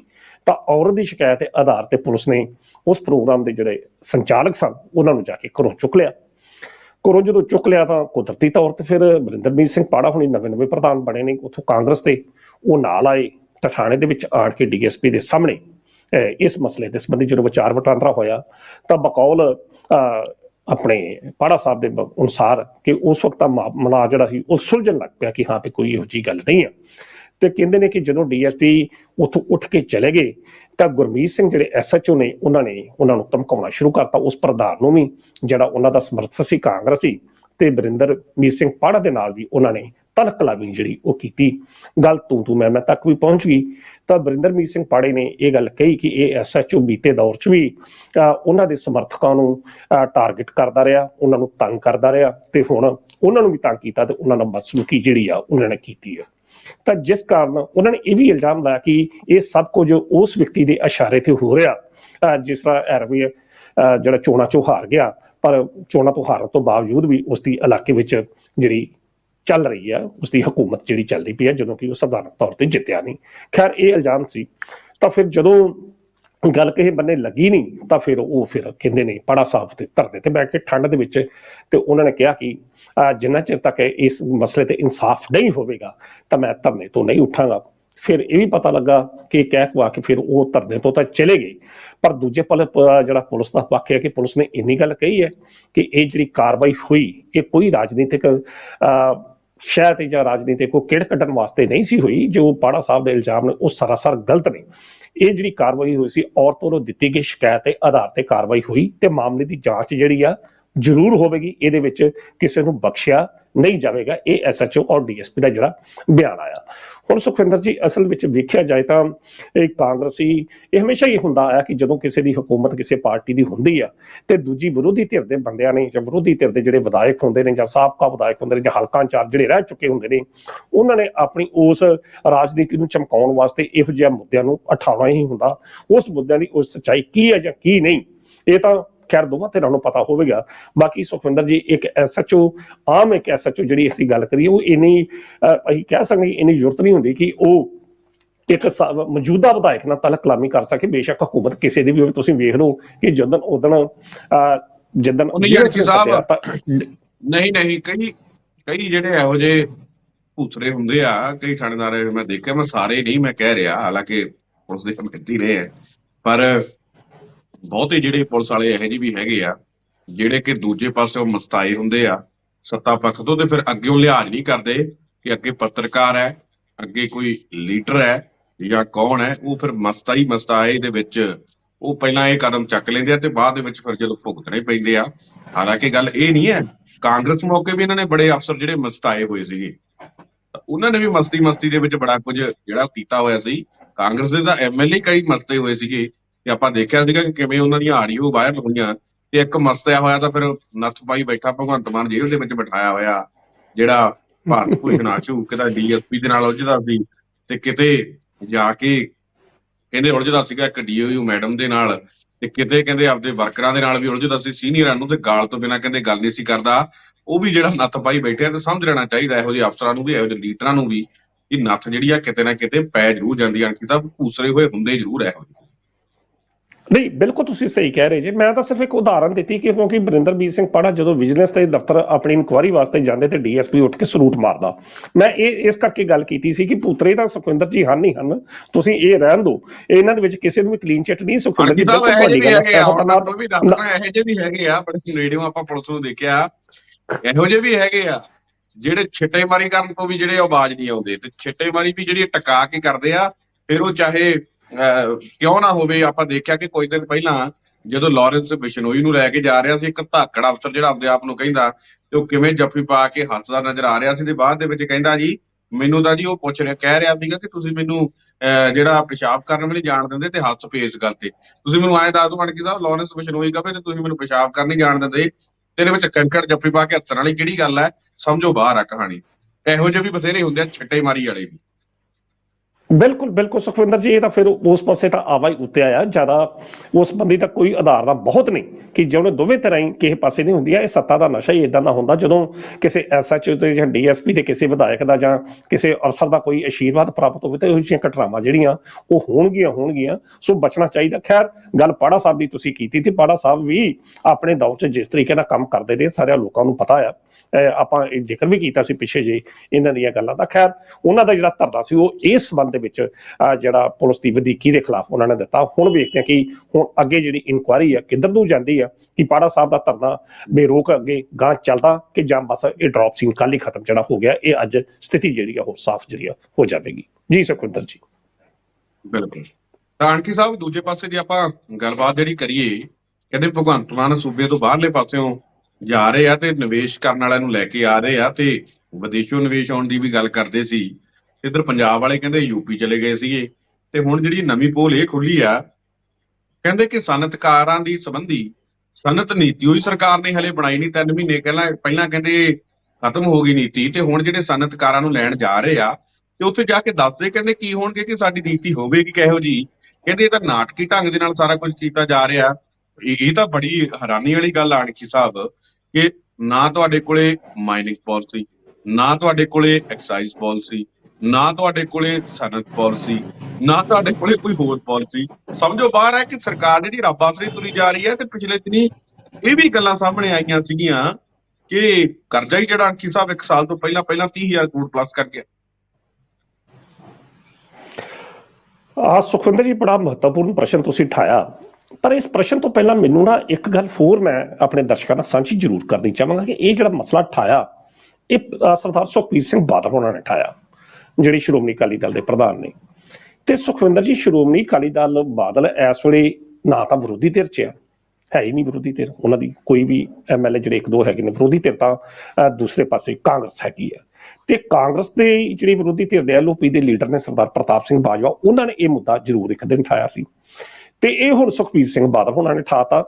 ਤੇ ਇਹ ਸੁਖਬੀਰ ਸਿੰਘ ਬਾਦਲ ਹੋਣਾ ਦੀ ਮੈਂ ਕਹਾਂਗਾ ਕਿ ਬੜੀ ਅਸੀਂ ਕਹਿ ਸਕਦੇ ਕਿ ਖਾਸ ਗੱਲ ਆ ਕਿ ਵਿਰੋਧੀ ਧਿਰ ਦੇ ਵਿੱਚ ਨਾ ਹੋਣ ਦੇ ਬਾਵਜੂਦ ਵੀ ਉਹ ਰੋਜ਼ ਪ੍ਰੈਸ ਕਾਨਫਰੰਸਾਂ ਕਰ ਕਰਕੇ ਆਪਣੀ ਵਿਰੋਧੀ ਧਿਰ ਦੀ ਭੂਮਿਕਾ ਜਿਹੜੀ ਅਸੰਵਿਧਾਨਕ ਤੌਰ ਤੇ ਜ਼ਰੂਰ ਨਿਭਾ ਰਹੇ ਆ। ਸ਼ਾਇਦ ਇਸੇ ਕਰਕੇ ਉਹ ਭਗਵੰਤ ਮਾਨ ਕੋਲ ਅਸਤੀਫਾ ਵੀ ਮੰਗ ਲੈਂਦੇ ਆ। ਤੇ ਬਾਕੀ ਦੂਸਰੇ ਪਾਸੇ ਜਿਹੜੀ ਵਿਰੋਧੀ ਧਿਰ ਦੇ ਅਸਲ ਨੇਤਾ ਨੇ ਸਰਦਾਰ ਪ੍ਰਤਾਪ ਸਿੰਘ ਬਾਜਵਾ, ਉਹਨਾਂ ਨੇ ਇੱਕ ਵਾਰੀ ਬਾਕੀ ਜ਼ਰੂਰ ਇਸ ਮੁੱਦੇ ਤੇ ਸਰਕਾਰ ਨੂੰ ਘੇਰਿਆ। ਬਾਕੀ ਰਾਜਾ ਵੜਿੰਗ ਲਾ ਲਓ, ਸੁਖਪਾਲ ਸਿੰਘ ਖਹਿਰਾ ਲਾ ਲਓ, ਸੁਖਜਿੰਦਰ ਸਿੰਘ ਰੰਧਾਵਾ ਲਾ ਲਓ, ਤ੍ਰਿਪਤ ਰਜਿੰਦਰ ਸਿੰਘ ਬਾਜਵਾ ਲਾ ਲਓ, ਬੜੇ ਨਾਮ ਨੇ ਸਾਰੇ ਸਾਹਿਬ, ਕਿਸੇ ਸਾਹਿਬ ਨੇ ਇਸ ਮੁੱਦੇ ਤੇ ਕੋਈ ਜ਼ਬਾਨ ਜਿਹੜੀ ਆ ਉਹ ਨਹੀਂ ਖੁੱਲੀ। ਪਤਾ ਨਹੀਂ ਕੀ ਗੱਲ, ਇਹ ਇੱਕ ਗੱਲ ਜ਼ਰੂਰ ਹੈਗੀ ਹੈ। ਖੈਰ, ਹੁਣ ਤੁਸੀਂ ਮੈਨੂੰ ਪ੍ਰਸ਼ਨ ਕੀਤਾ ਕਿ ਮਾਈਨਿੰਗ ਪਾਲਿਸੀ, ਸੁਖਵਿੰਦਰ ਜੀ ਬਿਲਕੁਲ ਇਲਜ਼ਾਮ ਲਾਇਆ ਕਿ ਸਰਕਾਰ ਸਾਲ ਵੀ ਚੱਲਿਆ, 3 ਮਹੀਨੇ ਬਾਕੀ ਰਹਿ ਗਏ ਨੇ, ਪਰ ਸਰਕਾਰ ਅਜੇ ਤੱਕ ਆਪਣੀ ਇੰਡਸਟਰੀ ਪਾਲਿਸੀ ਹੀ ਨਹੀਂ ਬਣਾ ਸਕੀ, ਉਸਨੂੰ ਲਾਗੂ ਹੀ ਨਹੀਂ ਕਰ ਸਕੀ। ਜਿਸ ਤਰੀਕੇ ਨਾਲ ਯੂਪੀ ਦੇ ਵਿੱਚ ਆਦਿੱਤਿਆਨਾਥ ਯੋਗੀ ਨੇ ਆਪਣੀ ਪਾਲਿਸੀ ਜਿਹੜੀ ਆ ਬਣਾਈ ਆ, ਸਿੰਗਲ ਵਿੰਡੋ ਸਕੀਮ ਜਿਹੜੀ ਉੱਥੇ ਤਿਆਰ ਕੀਤੀ ਆ, ਔਰ ਜੋ ਇੰਡਸਟਰੀ ਨੂੰ ਵੱਧ ਬੈਨੀਫਿਟ ਦੇਣੇ ਨੇ, ਬਕਾਇਦਾ ਤੌਰ ਤੇ ਆਪਾਂ ਇਹ ਖਬਰ ਇੱਕ ਦਿਨ ਪਹਿਲਾਂ ਵੀ ਕੀਤੀ ਸੀ ਕਿ ਉਹਦੇ ਵਿੱਚ ਬਕਾਇਦਾ ਤੌਰ ਤੇ ਜੋ ਕੁਝ ਇੰਡਸਟਰੀਲਿਸਟਾਂ ਨੂੰ ਦਿੱਤਾ ਜਾ ਸਕਦਾ, ਉਹਨਾਂ ਨੇ ਆਪਣੀ ਉਸ ਪਾਲਿਸੀ ਨੂੰ ਨਿਰਧਾਰਿਤ ਕੀਤਾ। ਤੇ ਸ਼ਾਇਦ ਇਸੇ ਹੀ ਕਾਰਨ ਉੱਥੇ 2 ਪ੍ਰੋਗਰਾਮ ਸਮਿਟ 2023 ਇੰਡਸਟਰੀ ਪਾਲਿਸੀ ਦੀ ਨਖਲੋ ਦੇ ਵਿੱਚ ਆਰਗੇਨਾਈਜ਼ ਕੀਤੀ ਜਾ ਰਹੀ ਹੈ। ਤੇ ਸ਼ਾਇਦ ਇਸੇ ਹੀ ਕਾਰਨ 2.30 ਹਜ਼ਾਰ ਕਰੋੜ ਰੁਪਏ ਦਾ ਨਿਵੇਸ਼ ਜਿਹੜਾ ਪੰਜਾਬ ਦੇ ਸਨਅਤਕਾਰਾਂ ਨੇ ਖਾਸ ਤੌਰ ਤੇ ਲੁਧਿਆਣਾ ਸਾਈਡ ਵਾਲੇ ਜਿਹੜੇ ਬੰਦਿਆਂ ਨੇ ਉੱਥੇ ਕਰਨ ਦਾ ਜਿਹੜਾ ਇਕਰਾਰ ਆ, ਉਹ ਯੋਗੀ ਸਰਕਾਰ ਦੇ ਨਾਲ ਕੀਤਾ। ਤੇ ਯੋਗੀ ਸਰਕਾਰ ਨੇ ਉਹਨਾਂ ਨੂੰ ਪੂਰਨ ਤੌਰ ਤੇ ਜਿਹੜੀ ਇੱਕ ਕਿਸਮ ਦੀ ਜਿਹੜੀ ਅਸੀਂ ਕਹਿ ਸਕਦੇ ਕਿ ਭਰੋਸਾ ਦਿੱਤਾ। ਤੇ ਦੂਜੇ ਪਾਸੇ ਪੰਜਾਬ ਸਰਕਾਰ ਦੀ ਗੱਲ ਕਰ ਲਓ, ਪੰਜਾਬ ਸਰਕਾਰ ਬਿਨਾਂ ਕਿਸੇ ਉਦਯੋਗ ਨੀਤੀ ਨੂੰ ਤਿਆਰ ਕੀਤਿਆਂ ਚੇਨਈ ਦੇ ਵਿੱਚ ਤੁਰੀ ਫਿਰਦੀ ਆ ਤੇ ਉੱਥੇ ਜਾ ਕੇ ਕਹਿੰਦੇ ਕਿ ਆਓ ਤੁਹਾਨੂੰ ਅਸੀਂ ਇਹ ਕੁਝ ਦੇਵਾਂਗੇ, ਇਹ ਕੁਝ ਦੇਵਾਂਗੇ। ਪਰ ਜਦੋਂ ਅਗਲੇ ਇੰਡਸਟਰੀ ਪਾਲਿਸੀ ਪੁੱਛਦੇ ਕਿ ਤੁਹਾਡੀ ਇੰਡਸਟਰੀ ਪਾਲਿਸੀ ਨੀਤੀ ਕੀ ਆ, ਤਾਂ ਉਹਦੇ ਸੰਬੰਧੀ ਜਿਸ ਤਰ੍ਹਾਂ ਵਿਰੋਧੀ ਧਿਰ ਕਹਿੰਦੀਆਂ ਨੇ ਕਿ ਉਹਦੇ ਸੰਬੰਧੀ ਸਰਕਾਰ ਜਿਹੜੀ ਬਿਲਕੁਲ ਚੁੱਪ ਹੋ ਜਾਂਦੀ ਹੈ, ਕੋਈ ਵੀ ਜਵਾਬ ਜਿਹੜਾ ਨਹੀਂ ਦਿੱਤਾ ਜਾਂਦਾ। ਪਰ ਸੁਖਵਿੰਦਰ ਜੀ, ਇਸ ਦੇ ਬਾਵਜੂਦ ਵੀ ਜਿਹੜੀ ਸਾਡੇ ਪੰਜਾਬ ਦੇ ਮਾਨਯੋਗ ਮੁੱਖ ਮੰਤਰੀ ਸਰਦਾਰ ਭਗਵੰਤ ਸਿੰਘ ਮਾਨ ਹੋਣੀ, ਉਹ ਇਹ ਨਹੀਂ ਗੱਲ ਕਹਿੰਦੇ ਕਿ ਬੀਤੇ 9 ਮਹੀਨਿਆਂ 'ਚ 30,000 ਕਰੀਬ ਦੇ ਨਿਵੇਸ਼ ਜਿਹੜਾ ਨਾ 30,000 ਕਰੋੜ ਦੇ ਕਰੀਬ ਜਿਹੜਾ ਨਿਵੇਸ਼ਕਾਂ ਨੇ ਨਿਵੇਸ਼ ਪੰਜਾਬ ਦੇ ਵਿੱਚ ਕੀਤਾ। ਉਹਨਾਂ ਨੇ ਕੁਝ ਕੰਪਨੀਆਂ ਦੇ ਨਾਮ ਲਏ ਨੇ, ਪ੍ਰਾਈਵੇਟ ਵਿਪਰੋ, ਪਤਾ ਨਹੀਂ ਇਹੋ ਜਿਹੀਆਂ ਕੰਪਨੀਆਂ ਦੇ ਨਾਮ ਲਏ, ਉਹ ਜੇ ਨਾਮ ਮੈਨੂੰ ਯਾਦ ਨਹੀਂ ਦਿੰਦੀ। ਤਾਂ ਉਹ ਕਹਿੰਦੇ ਕਿ 30,000 ਰੁਪਏ ਕਰੋੜ ਦਾ ਨਿਵੇਸ਼ ਹੋ ਚੁੱਕਾ। ਹੁਣ ਪਤਾ ਨਹੀਂ ਸਰਕਾਰ ਇਸ ਮੁੱਦੇ ਤੇ ਸਹੀ ਬੋਲਦੀ ਪਈ ਆ ਜਾਂ ਦੂਜੇ ਪਾਸੇ ਵਿਰੋਧੀ ਧਿਰ ਤੇ ਗੈਰ ਸੰਵਿਧਾਨਕ ਤੌਰ ਤੇ ਚੁਣੀ ਹੋਈ ਉਹ ਵਿਰੋਧੀ ਧਿਰ ਸਰਦਾਰ ਸੁਖਬੀਰ ਸਿੰਘ ਬਾਦਲ ਬੜੀ ਉਹ ਸੱਚ ਬੋਲਦੀ ਪਈ ਆ। ਕੁਝ ਸਮਝ ਨਹੀਂ ਲੱਗ ਰਿਹਾ। ਪਰ ਹਾਂ ਸੁਖਵਿੰਦਰ ਜੀ, ਜੇਕਰ ਤੁਸੀਂ ਇੱਕ ਪੁਆਇੰਟ ਜਿਹੜਾ ਐਲੈਬੋਰੇਟ ਕੀਤਾ ਕਿ ਨਾ ਐਕਸਾਈਜ਼ ਪਾਲਿਸੀ, ਨਾ ਐਕਸਾਈਜ਼ ਦਾ, ਨਾ ਮਾਈਨਿੰਗ ਦੀ ਪਾਲਿਸੀ, ਨਾ ਬਿਜਲੀ ਦੇ ਸੰਬੰਧੀ ਜਿਹੜੀਆਂ ਇਹੋ ਜਿਹੀਆਂ ਪਾਲਿਸੀਆਂ, ਜੇ ਉਹੀ ਪਾਲਿਸੀਆਂ ਅਜੇ ਤੱਕ ਨਹੀਂ ਬਣੀਆਂ ਤੇ ਫਿਰ ਨਵੀਂ ਇੰਡਸਟਰੀ ਪਾਲਿਸੀ ਵੀ ਕਿੱਥੋਂ ਬਣੀ ਹੋਵੇਗੀ। ਜੇ ਨਹੀਂ ਵੀ ਬਣੀ ਤਾਂ ਫਿਰ ਉਹ 30,000 ਕਰੋੜ ਰੁਪਏ ਦਾ ਜਿਹੜਾ ਨਿਵੇਸ਼ ਹੋਇਆ, ਜਿਸ ਸੰਬੰਧੀ ਭਗਵੰਤ ਸਿੰਘ ਮਾਨ ਹੁਣੀ ਦਾਅਵਾਕਾਰੀ, ਉਹ ਕਿਸ ਆਧਾਰ ਤੇ ਹੋ ਗਿਆ। ਸੋ ਸੁਖਵਿੰਦਰ ਜੀ, ਸਰਕਾਰ ਨੂੰ ਵੀ ਜੇਕਰ ਵਿਰੋਧੀ ਧਿਰ ਇਸ ਮੁੱਦੇ ਤੇ ਸਰਕਾਰ ਨੂੰ ਘੇਰਦੀ ਪਈ ਆ, ਸਰਦਾਰ ਪ੍ਰਤਾਪ ਸਿੰਘ ਬਾਜਵਾ ਹੁਣੀ ਘੇਰਦੇ ਪਏ, ਤਾਂ ਸੁਖਵਿੰਦਰ ਜੀ ਸਰਕਾਰ ਨੂੰ ਚਾਹੀਦਾ ਇਹਦੇ ਸੰਬੰਧੀ ਆਪਣਾ ਪੱਖ ਜਿਹੜਾ ਜੋ ਸਪਸ਼ਟ ਕਰੇ। ਕੇਵਲ ਘੇਸਲ ਨੀਤੀ ਮਾਰ ਕੇ ਨਹੀਂ ਇਹ ਗੱਲ ਟਪਾ ਦੇਣੀ ਚਾਹੀਦੀ ਕਿ ਭਗਵੰਤ ਮਾਨ ਹੁਣੀ ਇੰਨੀ ਗੱਲ ਕਹਿਣ।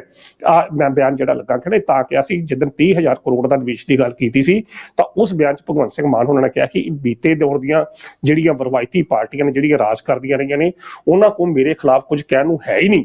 ਤਾਂ ਲੋਕ ਸਭਾ ਦੇ ਵਿੱਚ ਜਾ ਕੇ ਮੇਰੇ ਉੱਤੇ ਚੱਕਰ ਉਛਾਲਦੇ ਨੇ, ਜਦੋਂ ਕਿ ਪੰਜਾਬ ਦੇ ਵਿੱਚ ਬੀਤਿਆ 9 ਮਹੀਨਿਆਂ 'ਚ ਮੈਂ ਇਹਨਾਂ ਨਾਲ ਨਿਵੇਸ਼ ਲੈਣ ਦਾ। ਸੋ ਸਰਕਾਰ ਨੂੰ ਚਾਹੀਦਾ ਕਿ ਇਸ ਮੁੱਦੇ ਤੇ ਜਿਹੜੀ ਤਸਵੀਰ ਆ ਆਪਣੀ ਸਪਸ਼ਟ ਕਰੇ ਤਾਂ ਜੋ ਇਹ ਪਤਾ ਲੱਗ ਸਕੇ ਕਿ ਵਾਕਿਆ ਨਿਵੇਸ਼ ਹੋਇਆ, ਤਾਂ ਜੋ ਦੂਜੇ ਜਿਹੜੇ ਸਨਅਤਕਾਰ ਨੇ ਜਿਹੜੇ ਇਹ ਸੋਚ ਰਹੇ ਨੇ ਕਿ ਉਹ ਪੰਜਾਬ ਛੱਡ ਕੇ ਹਿਮਾਚਲ ਚਲੇ ਜਾਣਗੇ ਜਾਂ ਹਰਿਆਣੇ 'ਚ ਜਾਂ ਯੂਪੀ ਚਲੇ ਜਾਣਗੇ, ਉਹ ਫਿਰ ਪੰਜਾਬ ਦੇ ਵਿੱਚ ਹੀ ਨਿਵੇਸ਼ ਲਾਉਣ ਤਾਂ ਜੋ ਪੰਜਾਬ ਦੀ ਆਰਥਿਕਤਾ ਨੂੰ ਕਿਸੇ ਕਿਸਮ ਦਾ ਕੋਈ ਫਰਕ ਜਿਹੜਾ ਉਹ ਨਾ ਪਵੇ। ਜੀ ਬਿਲਕੁਲ ਬਿਲਕੁਲ। ਚਲੋ ਆਪਾਂ ਅਗਲੀ ਖਬਰ ਲੈ ਲੈਂਦੇ ਹਾਂ, ਬੜੀ ਅਹਿਮ ਹੈ, ਜੀਰਾ ਫੈਕਟਰੀ ਦੇ ਨਾਲ ਸੰਬੰਧਿਤ ਖਬਰ ਹੈ। ਕਹਿੰਦੇ ਕਿ ਵਿਧਾਨ ਸਭਾ ਦੀ ਇੱਕ ਕਮੇਟੀ ਨੇ ਇਹ 12 ਸਾਲ ਪਹਿਲਾਂ ਹੀ ਜਿਹੜੇ ਖੁਲਾਸੇ ਜਿਹੜੇ ਕਰ ਦਿੱਤੇ ਸੀ ਅਣਖੀ ਸਾਹਿਬ, ਕਿਵੇਂ ਦੇਖਦੇ ਹੋ ਇਸ ਪੂਰੀ ਚੀਜ਼ ਨੂੰ? ਕੀ ਪੂਰੀ ਜਾਣਕਾਰੀ ਸੀ ਤੇ ਵਿਧਾਨ ਸਭਾ ਦੀ ਕਮੇਟੀ ਨੇ ਜਾਣਕਾਰੀ ਦਿੱਤੀ ਕੀ ਸੀ? ਇਹ ਵੀ ਸਾਡੇ ਦਰਸ਼ਕਾਂ ਨਾਲ ਜਿਹੜੀ ਉਹ ਸਾਂਝੀ ਕਰੇ। ਸੁਖਵਿੰਦਰ ਜੀ, ਹਾਂ, ਇੱਕ ਖਬਰ ਮੈਨੂੰ ਜਾਂਦੇ ਜਾਂਦੇ ਸੰਖੇਪ ਚ ਗੱਲ ਕਰਦੇ ਹਾਂ। ਇਹ ਵੀ ਖਬਰ ਦੀ, ਇੱਕ ਖਬਰ ਆਈ ਬੜੀ ਮਹੱਤਵਪੂਰਨ ਖਬਰ ਆ, ਉਹ ਆਪਾਂ ਦਰਸ਼ਕਾਂ ਨਾਲ ਜ਼ਰੂਰ ਸਾਂਝੀ ਕਰਨੀ ਹੈ। ਸੁਖਵਿੰਦਰ ਜੀ, ਜਿੱਥੇ ਪੰਜਾਬ ਸਰਕਾਰ ਸਿਹਤ ਸੇਵਾਵਾਂ ਦੇਣ ਦਾ ਵਾਅਦਾ ਕਰ ਰਹੀ ਹੈ, ਚੰਗੇ ਹੋਮ ਕਲੀਨਿਕ ਜਿਹੜੇ ਮਹੱਲਾ ਕਲੀਨਿਕ ਖੋਲਦੀ ਪਈ ਹੈ, ਹਸਪਤਾਲਾਂ ਦੇ ਵਿੱਚ ਇਹ ਕਰ ਰਹੀ ਆ, ਉਹ ਕਰ ਰਹੀ ਆ, ਬਟਾਲੇ ਦੇ ਇੱਕ ਹਸਪਤਾਲ ਚ ਸੁਖਵਿੰਦਰ ਜੀ ਲਾਸ਼ ਹੀ ਗੁੰਮ ਹੋ ਗਈ ਆ। ਇੱਕ ਲਾਸ਼ ਵਾਰਸ ਜਮ੍ਹਾਂ ਕਰਾ ਗਏ, ਉਸ ਲਾਸ਼ ਨੂੰ ਹਸਪਤਾਲ ਦੀ ਅਣਗਹਿਲੀ ਦੇ ਕਾਰਨ ਦੂਜੇ ਪਾਸੇ ਲਾਵਾਰਸ ਕਹਿ ਕੇ ਉਹਦਾ ਸੰਸਕਾਰ ਕਰ ਦਿੱਤਾ ਗਿਆ। ਸੁਖਵਿੰਦਰ ਜੀ, ਇਸ ਤੋਂ ਵੱਡੀ ਦੁਖਾਂਤ ਕੀ ਹੋ ਸਕਦਾ ਕਿ ਇੱਕ ਪਰਿਵਾਰ ਦਾ ਜੀ ਜਿਹੜਾ ਐਕਸੀਡੈਂਟ ਚ ਮਾਰਿਆ ਗਿਆ ਹੋਵੇ, ਚੰਗੇ ਭਲੇ ਖਾਂਦੇ ਪੀਂਦੇ ਸਰਦੇ ਪੁੱਜ, ਇਹ ਵੀ ਅਕਲ ਚ ਇੱਕ ਚੰਗਾ ਪਰਿਵਾਰ ਦਾ ਵਿਅਕਤੀ ਐਕਸੀਡੈਂਟ ਚ ਮਾਰਿਆ ਜਾਂਦਾ, ਉਸਦੀ ਪੋਸਟਮਾਸਟਰ ਲਾਸ਼ਾਂ ਬਦਲ ਗਈਆਂ। ਮਤਲਬ ਅਣਗਹਿਲੀ ਤਾਂ ਸੁਖਵਿੰਦਰ ਜੀ ਹੈ ਨਾ, ਗੱਲ ਤੇ ਅਣਗਹਿਲੀ ਦੀ ਹੈ। ਲਾਸ਼ ਉਹ ਖੁਰਦ-ਬੁਰਦ ਹੋ ਗਈ। ਪੁਲਿਸ ਨੇ ਹੁਣ 2 ਤਰੀਕੇ ਦਾ ਪਰਚਾ ਕੀਤਾ, 304A ਲਾਈ ਆ, 201 ਲਾਈ ਆ। ਹੁਣ ਲਾਸ਼ ਬਦਲ ਗਈ ਜਾਂ ਬਦਲ ਦਿੱਤੀ ਗਈ, ਅਣਗਹਿਲੀ ਤਾਂ ਹੈ ਹੀ ਆ ਸੁਖਵਿੰਦਰ ਜੀ। ਹੁਣ ਉਸ ਬੰਦੇ ਦਾ ਸੰਸਕਾਰ, ਜਿਸ ਬੰਦੇ ਦਾ ਸੰਸਕਾਰ ਕੀਤਾ ਗਿਆ, ਉਸ ਦੇ ਪਰਿਵਾਰ ਦੇ ਜੀਆਂ ਨੇ ਜਿਹੜੇ ਉਸ ਦੀ ਲਾਸ਼ ਉਡੀਕ ਰਹੇ ਹੋਣਗੇ, ਕਿਹੋ ਜਿਹੇ ਪੂਰੀਆਂ ਰਸਮਾਂ ਰਿਵਾਜਾਂ ਦੇ ਨਾਲ ਸੁਖਵਿੰਦਰ ਜੀ ਉਹਦਾ ਸੰਸਕਾਰ ਹੋਣਾ ਸੀ। ਪਰ ਕੀ ਪਤਾ ਨਹੀਂ ਕਰਮਾਂ ਚ ਉਸਦੇ ਕੀ ਲਿਖਿਆ ਕਿ ਉਸਦਾ ਸੰਸਕਾਰ ਵੀ ਉਹਨਾਂ ਲੋਕਾਂ ਨੇ ਕੀਤਾ ਜਿਹੜੇ ਉਸਨੂੰ ਜਾਣਦੇ ਨਹੀਂ ਸਨ, ਜਾਂ ਲੱਕੜਾਂ ਵੀ ਉਹਦੀਆਂ ਸਰਕਾਰੀ ਖਰਚੇ ਚੋਂ ਲਿਖੀਆਂ ਗਈਆਂ। ਸੁਖਵਿੰਦਰ ਜੀ, ਇਹੋ ਜਿਹੀਆਂ ਤਰਾਸਤਕ ਜਿਹੜੀਆਂ ਸਥਿਤੀਆਂ ਨੇ, ਇਹਦੇ ਸੰਬੰਧੀ ਜ਼ਰੂਰ ਗੰਭੀਰ ਹੋਣਾ ਹੋਏਗਾ। ਬੇਸ਼ੱਕ ਸੰਸਕਾਰ ਹੋ ਗਿਆ, ਮਾਨਤਾ, ਜਿਹਦਾ ਸੰਸਕਾਰ ਕਰਤਾ ਠੀਕ ਆ, ਬਗਾਨਿਆਂ ਨੇ ਕਰਤਾ ਪਰ ਆਪਦਾ ਸਮਝ ਕੇ ਕਰਤਾ, ਪਰ ਦੂਜੇ ਪਾਸੇ ਜਿਹੜੀ ਲਵਾਰਸ ਸਮਝ ਕੇ ਕਰਤਾ, ਜਿਹਦੇ ਆਪਣੇ ਹੋਣ ਦੇ ਬਾਵਜੂਦ ਵੀ ਜਿਹੜੀ ਲਵਾਰਸ ਸਮਝ ਕੇ ਜਿਹੜਾ ਕਰਤਾ, ਪਰ ਸਮਝੋ ਬਾਹਰ ਹੈ ਗੱਲ ਕਿ ਉਹਦਾ ਵਿਚਾਰੇ ਦਾ ਕੀ, ਉਹਦਾ ਤਾਂ ਪਤਾ ਹੀ ਨਹੀਂ ਕਿ ਉਸ ਲਾਸ਼ ਦਾ ਤਾਂ ਪਤਾ ਹੀ ਨਹੀਂ ਕਿ ਜਿਹੜੀ ਲਾਵਾਰਸ ਲਾਸ਼ ਪਈ, ਉਸ ਲਾਸ਼ ਸੰਬੰਧੀ ਵੀ ਅਜੇ ਕੋਈ ਵੀ ਸਪਸ਼ਟ ਨਹੀਂ ਕਿ ਉੱਥੇ ਹੈਗੀ ਹੈ ਜਾਂ ਉੱਥੇ ਨਹੀਂ ਹੈਗੀ।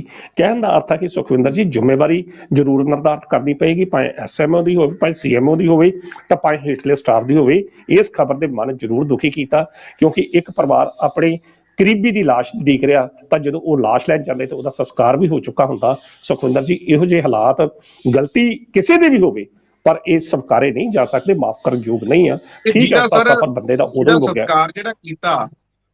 ਜਿਹਦਾ ਸੰਸਕਾਰ ਜਿਹੜਾ ਕੀਤਾ, ਜਦੋਂ ਸਮਝੋ ਥੋੜੀ ਜਿਹੀ ਕਲੀਅਰ ਕਰਿਓ ਗੱਲ ਕਿ ਇੱਕ ਪਰਿਵਾਰ ਆਇਆ ਲਾਸ਼ ਲੈਣ, ਉਹ ਕਹਿੰਦੇ ਕਿ ਤੁਸੀਂ ਇਹ ਲਾਸ਼ ਦੀ ਤਾਂ ਸੰਸਕਾਰ ਪਹਿਲਾਂ ਹੀ ਹੋ ਚੁੱਕਾ, ਤੇ ਫਿਰ ਜਿਹੜੇ ਲੋਕਾਂ ਨੇ ਸੰਸਕਾਰ ਉਹ ਬੰਦੇ ਦਾ ਕੀਤਾ ਤੇ ਉਹਨਾਂ ਨੂੰ ਵੀ ਪਤਾ ਲੱਗ ਗਿਆ ਹੋਣਾ ਕਿ ਇਹ ਸਾਡਾ ਬੰਦਾ ਨਹੀਂ ਸੀ ਤੇ ਸਾਡਾ ਬੰਦਾ ਹੈ ਕਿੱਥੇ ਆ, ਤੇ ਫਿਰ ਦੂਜੀ ਜਿਹੜੀ ਲਾਸ਼ ਦੀ ਤੁਸੀਂ ਗੱਲ ਕਰਦੇ ਆ ਲਵਾਰਸ ਦੀ, ਕੀ ਉਹਨਾਂ ਦੀ ਨਹੀਂ ਸੀ?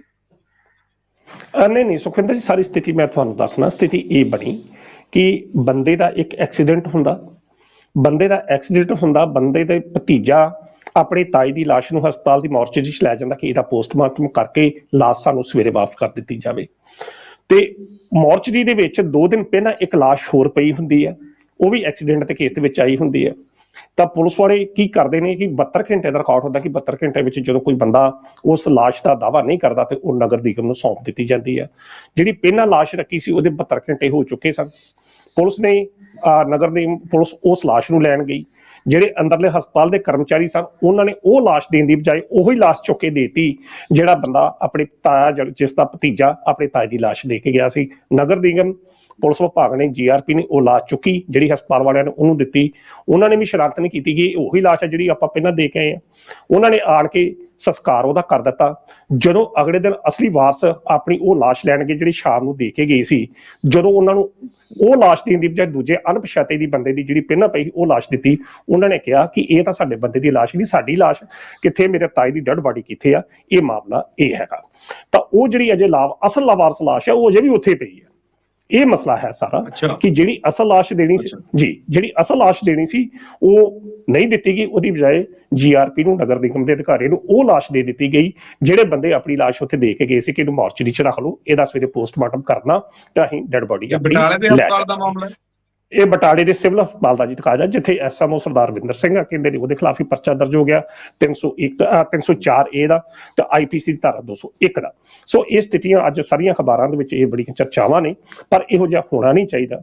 ਜੋ ਇਹ ਜ਼ਿਕਰ ਜਿਹੜਾ ਜ਼ਰੂਰ ਕਰਨਾ ਜਿਹੜਾ ਉਹ ਬਣਦਾ ਸੀ। ਖੈਰ, ਤੁਸੀਂ ਮੈਨੂੰ ਜੀਰਾ ਫੈਕਟਰੀ ਦੀ ਗੱਲ ਕੀਤੀ ਹੈ ਸੁਖਵਿੰਦਰ ਜੀ, ਬਿਲਕੁਲ ਜੀਰਾ ਫੈਕਟਰੀ ਦਾ ਜਿਹੜਾ ਰੌਲਾ, ਜਿਹੜਾ ਹੁਣ ਇੱਕ ਪਹਿਲਾਂ ਅੰਦੋਲਨ ਮੋਰਚਾ ਸੀ, ਪਹਿਲਾਂ ਧਰਨਾ ਸੀ, ਹੁਣ ਮੋਰਚਾ, ਫਿਰ ਇੱਕ ਅੰਦੋਲਨ ਬਣਦਾ ਜਾ ਰਿਹਾ ਸੁਖਵਿੰਦਰ ਜੀ, ਇਹਦੇ ਸੰਬੰਧੀ ਬੜੇ ਹੈਰਾਨੀਜਨਕ ਤੱਥ ਜਿਹੜੇ ਆ ਉਹ ਸਾਹਮਣੇ ਆਏ ਨੇ। ਕਹਿੰਦੇ ਜੀ 2010 ਦੇ ਵਿੱਚ 12 ਸਾਲ ਪਹਿਲਾਂ ਜਿਹੜੇ ਤਤਕਾਲੀਨ ਜਗਜੀਤ ਸਿੰਘ, ਜੇ ਮੈਂ ਨਾਂ ਨਾ ਗਲਤ ਹੋਵਾਂ, ਵਿਧਾਇਕ ਸੀ ਨਕਈ, ਜਗਜੀਤ ਸਿੰਘ ਨਕਈ MLA ਸੀ, ਉਹਨਾਂ ਨੇ ਇਹ ਮੁੱਦਾ ਚੁੱਕਿਆ ਸੀ, ਖਾਸ ਤੌਰ ਤੇ ਸ਼ਰਾਬ ਫੈਕਟਰੀਆਂ, ਮਿੱਲਾਂ ਦਾ ਔਰ ਗੰਨਾ ਜਿਹੜੇ ਸ਼ੂਗਰ ਮਿੱਲਾਂ ਦਾ, ਕਿ ਇਹਨਾਂ ਜਿੱਥੇ ਜਿੱਥੇ ਸਥਾਪਿਤ ਨੇ ਉਹਨਾਂ ਪਿੰਡਾਂ ਦਾ ਪਾਣੀ ਪੀਣ ਯੋਗ ਨਹੀਂ ਰਿਹਾ, ਉੱਥੇ ਹਵਾ ਵੀ ਪ੍ਰਦੂਸ਼ਿਤ ਹੋ ਰਹੀ ਆ, ਮਿੱਟੀ ਵੀ ਪ੍ਰਦੂਸ਼ਿਤ ਹੋ ਰਹੀ ਹੈ ਤੇ ਉੱਥੇ ਪਾਣੀ ਵੀ ਪ੍ਰਦੂਸ਼ਿਤ ਹੋ ਰਿਹਾ। ਤੇ ਕਹਿੰਦੇ ਨੇ ਕਿ ਉਸ ਸਮੇਂ ਅਕਾਲੀ ਭਾਜਪਾ ਸਰਕਾਰ ਸੀ, ਇੱਕ ਕਮੇਟੀ ਦਾ ਗਠਨ ਕੀਤਾ ਗਿਆ, ਤਾਂ ਉਸ ਕਮੇਟੀ ਨੇ ਵੱਖ-ਵੱਖ ਥਾਵਾਂ ਤੇ ਜਾ ਕੇ ਇਨਕਲੂਡਿੰਗ ਇਸ ਫੈਕਟਰੀ ਦੇ ਉੱਤੇ ਵੀ ਜਾ ਕੇ ਛਾਪਾ ਮਾਰਿਆ, ਪਿੰਡਾਂ ਦੇ ਵਿੱਚ ਜਾ ਕੇ ਪਾਣੀ ਦੀ ਪਰਖ ਕੀਤੀ। ਤਾਂ ਉਦੋਂ ਹੀ ਪਤਾ ਲੱਗ ਗਿਆ ਸੀ ਕਿ ਇਹਨਾਂ ਇਲਾਕਿਆਂ ਦਾ ਜਿੱਥੇ ਜਿੱਥੇ ਇਹ ਮਿੱਲਾਂ, ਚਾਹੇ ਸ਼ਰਾਬ ਦੀਆਂ ਫੈਕਟਰੀਆਂ ਹੋਣ ਤੇ ਚਾਹੇ ਦੂਜੇ ਪਾਸੇ ਗੰਨਾ ਸ਼ੂਗਰ ਮਿੱਲਾਂ ਹੁਣ, ਉਹਨਾਂ ਦਾ ਪਾਣੀ ਪੀਣ ਯੋਗ ਨਹੀਂ ਹੈਗਾ, ਤਾਂ ਇਹਨਾਂ ਨੂੰ ਬੰਦ ਕੀਤਾ ਜਾਣਾ ਚਾਹੀਦਾ। ਤਾਂ ਇਹਦੇ ਸੰਬੰਧੀ ਕਹਿੰਦੇ ਜਾਂਚ ਹੋਣੀ ਚਾਹੀਦੀ ਕਿ ਕੀ ਕੁਝ ਇਹਨਾਂ ਨੂੰ ਕਿੱਦਾਂ ਠੀਕ ਕੀਤਾ ਜਾਵੇ। ਤਾਂ ਕਹਿੰਦੇ ਨੇ ਕਿ ਉਹ ਸਮੇਂ ਸਰਦਾਰ ਨਿਰਮਲ ਸਿੰਘ ਕਾਹਲੂ, ਮਾਫ ਕਰਨ ਜਿਹੜੇ ਸਵਰਗਵਾਸੀ ਉਹ ਪਿਛਲੇ ਦਿਨ ਸਵਰਗਵਾਸ ਹੋ ਗਏ ਸੀ, ਉਸ ਵੇਲੇ ਮੇਰਾ ਖਿਆਲ ਪੰਜਾਬ ਵਿਧਾਨ ਸਭਾ ਦੇ ਸਪੀਕਰ ਸਨ। ਕਹਿੰਦੇ ਉਹਨਾਂ ਦੀ ਅਗਵਾਈ ਦੇ ਵਿੱਚ ਇੱਕ ਵਫਦ ਜਿਹੜਾ ਉਹ ਸਕਾਟਲੈਂਡ ਵਿੱਚ ਵੀ ਗਿਆ ਸੀ, ਤਾਂ ਜੋ ਉੱਥੇ ਪਤਾ ਕੀਤਾ ਜਾ ਸਕੇਗੀ ਇਹ ਜਿਹੜੇ ਪਾਣੀ ਸ਼ਰਾਬ ਦੀਆਂ ਫੈਕਟਰੀਆਂ ਕਰਕੇ ਪਾਣੀ ਦੂਸ਼ਿਤ ਹੋ ਜਾਂਦੇ ਆ, ਕਿਵੇਂ ਉਹਨਾਂ ਨੂੰ ਠੀਕ ਕੀਤਾ ਜਾ ਸਕਦਾ, ਹੋ ਸਕਦਾ। ਪਰ ਕਹਿੰਦੇ ਜੀ ਉਹ ਸਕਾਟਲੈਂਡ ਜਦੋਂ ਗਏ, ਉਹ ਆਇਆ ਵਫਦ ਆਇਆ, ਪਰ ਇਹਦੀ ਰਿਪੋਰਟ ਆਈ ਕਿ ਨਹੀਂ ਆਈ, ਪਰ ਦੌਰਾ ਕਹਿੰਦੇ ਉਹਨਾਂ ਨੇ ਜ਼ਰੂਰ ਕੀਤਾ ਸੀ। ਤੇ ਇਸੇ ਚੱਕਰ 'ਚ 12 ਸਾਲ ਸੁਖਵਿੰਦਰ ਜੀ ਬੀਤ ਗਏ, ਅਕਾਲੀ ਭਾਜਪਾ ਸਰਕਾਰ ਦਾ ਵੀ ਟਾਈਮ ਬੀਤ ਗਿਆ, ਫਿਰ ਉਸ ਤੋਂ ਬਾਅਦ ਸਰਦਾਰ ਕੈਪਟਨ ਅਮਰਿੰਦਰ ਸਿੰਘ ਹੁਣਾਂ ਦੀ ਸਰਕਾਰ ਦਾ ਸਮਾਂ ਵੀ ਬੀਤ ਗਿਆ, ਚਰਨਜੀਤ ਸਿੰਘ ਚੰਨੀ ਹੁਣਾਂ ਦਾ ਸਰਕਾਰ ਦਾ ਸਮਾਂ ਬੀਤ ਗਿਆ, ਪਰ ਕਿਸੇ ਨੂੰ ਕੋਈ ਇਸ ਮੁੱਦੇ ਤੇ ਕੋਈ ਮੁੱਦਾ ਯਾਦ ਨਹੀਂ ਆਇਆ ਕਿ ਹਾਂ ਵੀ ਉਹ ਕਮੇਟੀ ਦੀ ਰਿਪੋਰਟ ਜਿਹੜੀ ਸੀ ਕਿ ਇਹਨਾਂ ਸੰਬੰਧੀ ਆਈ ਸੀ। ਪਰ ਹੁਣ ਆਮ ਆਦਮੀ ਪਾਰਟੀ ਦੀ ਸਰਕਾਰ ਜਦੋਂ ਹੁਣ ਆ ਗਈ ਆ, ਤਾਂ ਹਾਲਾਂਕਿ ਦੀਪ ਮਲਹੋਤਰਾ ਦੀ ਫੈਕਟਰੀ, ਉਸ ਵੇਲੇ ਦੀਪ ਮਲਹੋਤਰਾ ਅਕਾਲੀ ਦਲ ਦੇ ਵਿਧਾਇਕ ਸਨ, ਸ਼ਾਇਦ ਪਤਾ ਨਹੀਂ ਕੁਝ ਮਜਬੂਰੀਆਂ ਰਹੀਆਂ ਹੋਣਗੀਆਂ ਕਿ ਸਰਕਾਰਾਂ ਨੇ ਉਸ ਵਕਤ, ਉਸ ਸਮੇਂ ਦੀਆਂ ਸਰਕਾਰਾਂ ਨੇ ਇਹ ਰਿਪੋਰਟਾਂ ਜਿਹੜੀਆਂ ਨੱਪ ਕੇ ਰੱਖੀਆਂ। ਤੇ ਹੁਣ ਸਰਕਾਰ ਜਿਹੜੀ ਆ ਨਾ ਅਕਾਲੀਆਂ ਦੀ ਆ ਤੇ ਨਾ ਕਾਂਗਰਸੀਆਂ ਦੀ ਆ ਤੇ ਨਾ ਭਾਜਪਾਈਆਂ ਦੀ ਆ, ਤੇ ਫਿਰ ਕੁਦਰਤੀ ਤੌਰ ਤੇ ਸੁਖਵਿੰਦਰ ਜੀ ਫਿਰ ਇਹੋ ਜਿਹੇ ਮੁੱਦੇ ਤਾਂ ਉੱਠਣੇ ਹੀ ਉੱਠਣੇ ਸਨ। ਪਰ ਸੁਖਵਿੰਦਰ ਜੀ ਚਾਹੀਦਾ ਇਹ ਆ ਕਿ ਜਦੋਂ ਮਾਨਵਤਾ ਦੀ ਗੱਲ ਆਵੇ, ਜਦੋਂ ਮਨੁੱਖੀ ਜਾਨਾਂ ਦੀ ਗੱਲ ਆਵੇ, ਤਾਂ ਫਿਰ ਰਾਜਨੀਤੀ ਸੁਖਵਿੰਦਰ ਜੀ ਉਸ ਲਈ ਇੱਕ ਪਾਸੇ ਰੱਖ ਕੇ ਉਸੇ ਵੇਲੇ ਹੀ ਇਹਨਾਂ ਚੀਜ਼ਾਂ ਦਾ ਜਿਹੜਾ ਹੱਲ ਜਿਹੜਾ ਉਹ ਕੱਢ ਲੈਣਾ ਚਾਹੀਦਾ। ਜੋ ਅੱਜ 12 ਸਾਲ ਬਾਅਦ ਉਸ ਇਲਾਕੇ ਦਾ ਹਾਲ ਆ, ਜਿਹਦੇ ਦੇ ਆਸ-ਪਾਸ ਲੋਕਾਂ ਦਾ ਜਿੱਥੇ ਕੈਂਸਰ ਜਾਂ ਇਹੋ ਜਿਹੀਆਂ ਬਿਮਾਰੀਆਂ ਫੈਲ ਰਹੀਆਂ ਨੇ, ਜੇ ਸਮੇਂ ਸਿਰ ਹੀ ਸੁਖਵਿੰਦਰ ਜੀ ਇਸ ਨੂੰ ਨੱਥ ਪਾ ਲਈ ਜਾਂਦੀ, ਜੇ ਵਾਕਿਆ ਹੀ ਸਕਾਟਲੈਂਡ ਦੇ ਦੌਰੇ ਤੇ ਸਰਦਾਰ ਨਿਰਮਲ ਸਿੰਘ ਕਾਹਲੂ ਦੀ ਅਗਵਾਈ 'ਚ ਇੱਕ ਵਫਦ ਗਿਆ ਸੀ, ਤਾਂ ਸੁਖਵਿੰਦਰ ਜੀ ਫਿਰ ਜ਼ਰੂਰ ਆ ਉਹ ਜਿਹੜੀਆਂ ਸਿਫਾਰਸ਼ਾਂ ਸੀ ਉਹਨਾਂ ਨੂੰ ਲਾਗੂ ਕੀਤਾ ਜਾਂਦਾ। ਪਰ ਸ਼ਾਇਦ ਉਸ ਵਕਤ ਇੰਟਰਸਟ ਕੁਝ ਹੋਰ ਹੁੰਦੇ ਆ, ਹੁਣ ਇੰਟਰਸਟ ਕੁਝ ਹੋਰ ਨੇ। ਮੈਂ ਤਾਂ ਅਖੀਰ ਤੇ ਇੰਨੀ ਗੱਲ ਹੀ ਸੰਖੇਪ 'ਚ ਕਹਾਂਗਾ, ਸੁਖਵਿੰਦਰ ਜੀ ਜਿੱਥੇ ਮਨੁੱਖੀ ਜਾਨਾਂ ਦੀ ਗੱਲ ਹੋਵੇ ਉੱਥੇ ਫਿਰ ਰਾਜਨੀਤੀ ਨਹੀਂ ਹੋਣੀ ਚਾਹੀਦੀ। ਮਨੁੱਖੀ ਜਾਨਾਂ ਨੂੰ ਬਚਾਉਣ ਦੀ ਗੱਲ ਜਿਹੜੀ ਹੈ ਹੋਣੀ ਚਾਹੀਦੀ ਹੈ, ਚਾਹੇ ਉਹ ਜੀਰਾ ਫੈਕਟਰੀ ਹੋਵੇ ਤੇ ਚਾਹੇ ਬੁੱਟਰ ਸ਼ੂਗਰ ਮਿਲ ਹੋਵੇ ਜੋ ਰਾਣਾ ਗੁਰਜੀਤ ਦੀ ਹੈ ਜੀ। ਬਿਲਕੁਲ, ਡਾਕਟਰ ਸਾਹਿਬ, ਤੁਸੀਂ ਸਾਡੇ ਨਾਲ ਪ੍ਰੋਗਰਾਮ ਦੇ ਵਿੱਚ ਜੁੜੇ, ਤੁਹਾਡਾ ਬਹੁਤ ਬਹੁਤ ਧੰਨਵਾਦ। ਬਹੁਤ ਬਹੁਤ ਸ਼ੁਕਰੀਆ ਸੁਖਵਿੰਦਰ ਜੀ। ਆਏ ਸਨ ਪ੍ਰੋਫੈਸਰ ਮਨਜੀਤ ਸਿੰਘ ਅਣਖੀ ਸਾਹਿਬ, ਜਿਨ੍ਹਾਂ ਦੇ ਵੱਲੋਂ ਇਹਨਾਂ ਅਹਿਮ ਖਬਰਾਂ ਤੇ ਸਾਡੇ ਨਾਲ ਜਿਹੜੀ ਗੱਲਬਾਤ ਕੀਤੀ ਗਈ ਹੈ। ਉਮੀਦ ਕਰਦੇ ਹਾਂ ਕਿ ਅਣਖੀ ਸਾਹਿਬ ਦੇ ਨਾਲ ਕੀਤੀ ਗੱਲਬਾਤ ਤੁਹਾਨੂੰ ਜ਼ਰੂਰ ਪਸੰਦ ਆਈ ਹੋਊਗੀ। ਦੁਬਾਰਾ ਫਿਰ ਮਿਲਾਂਗੇ, ਧੰਨਵਾਦ।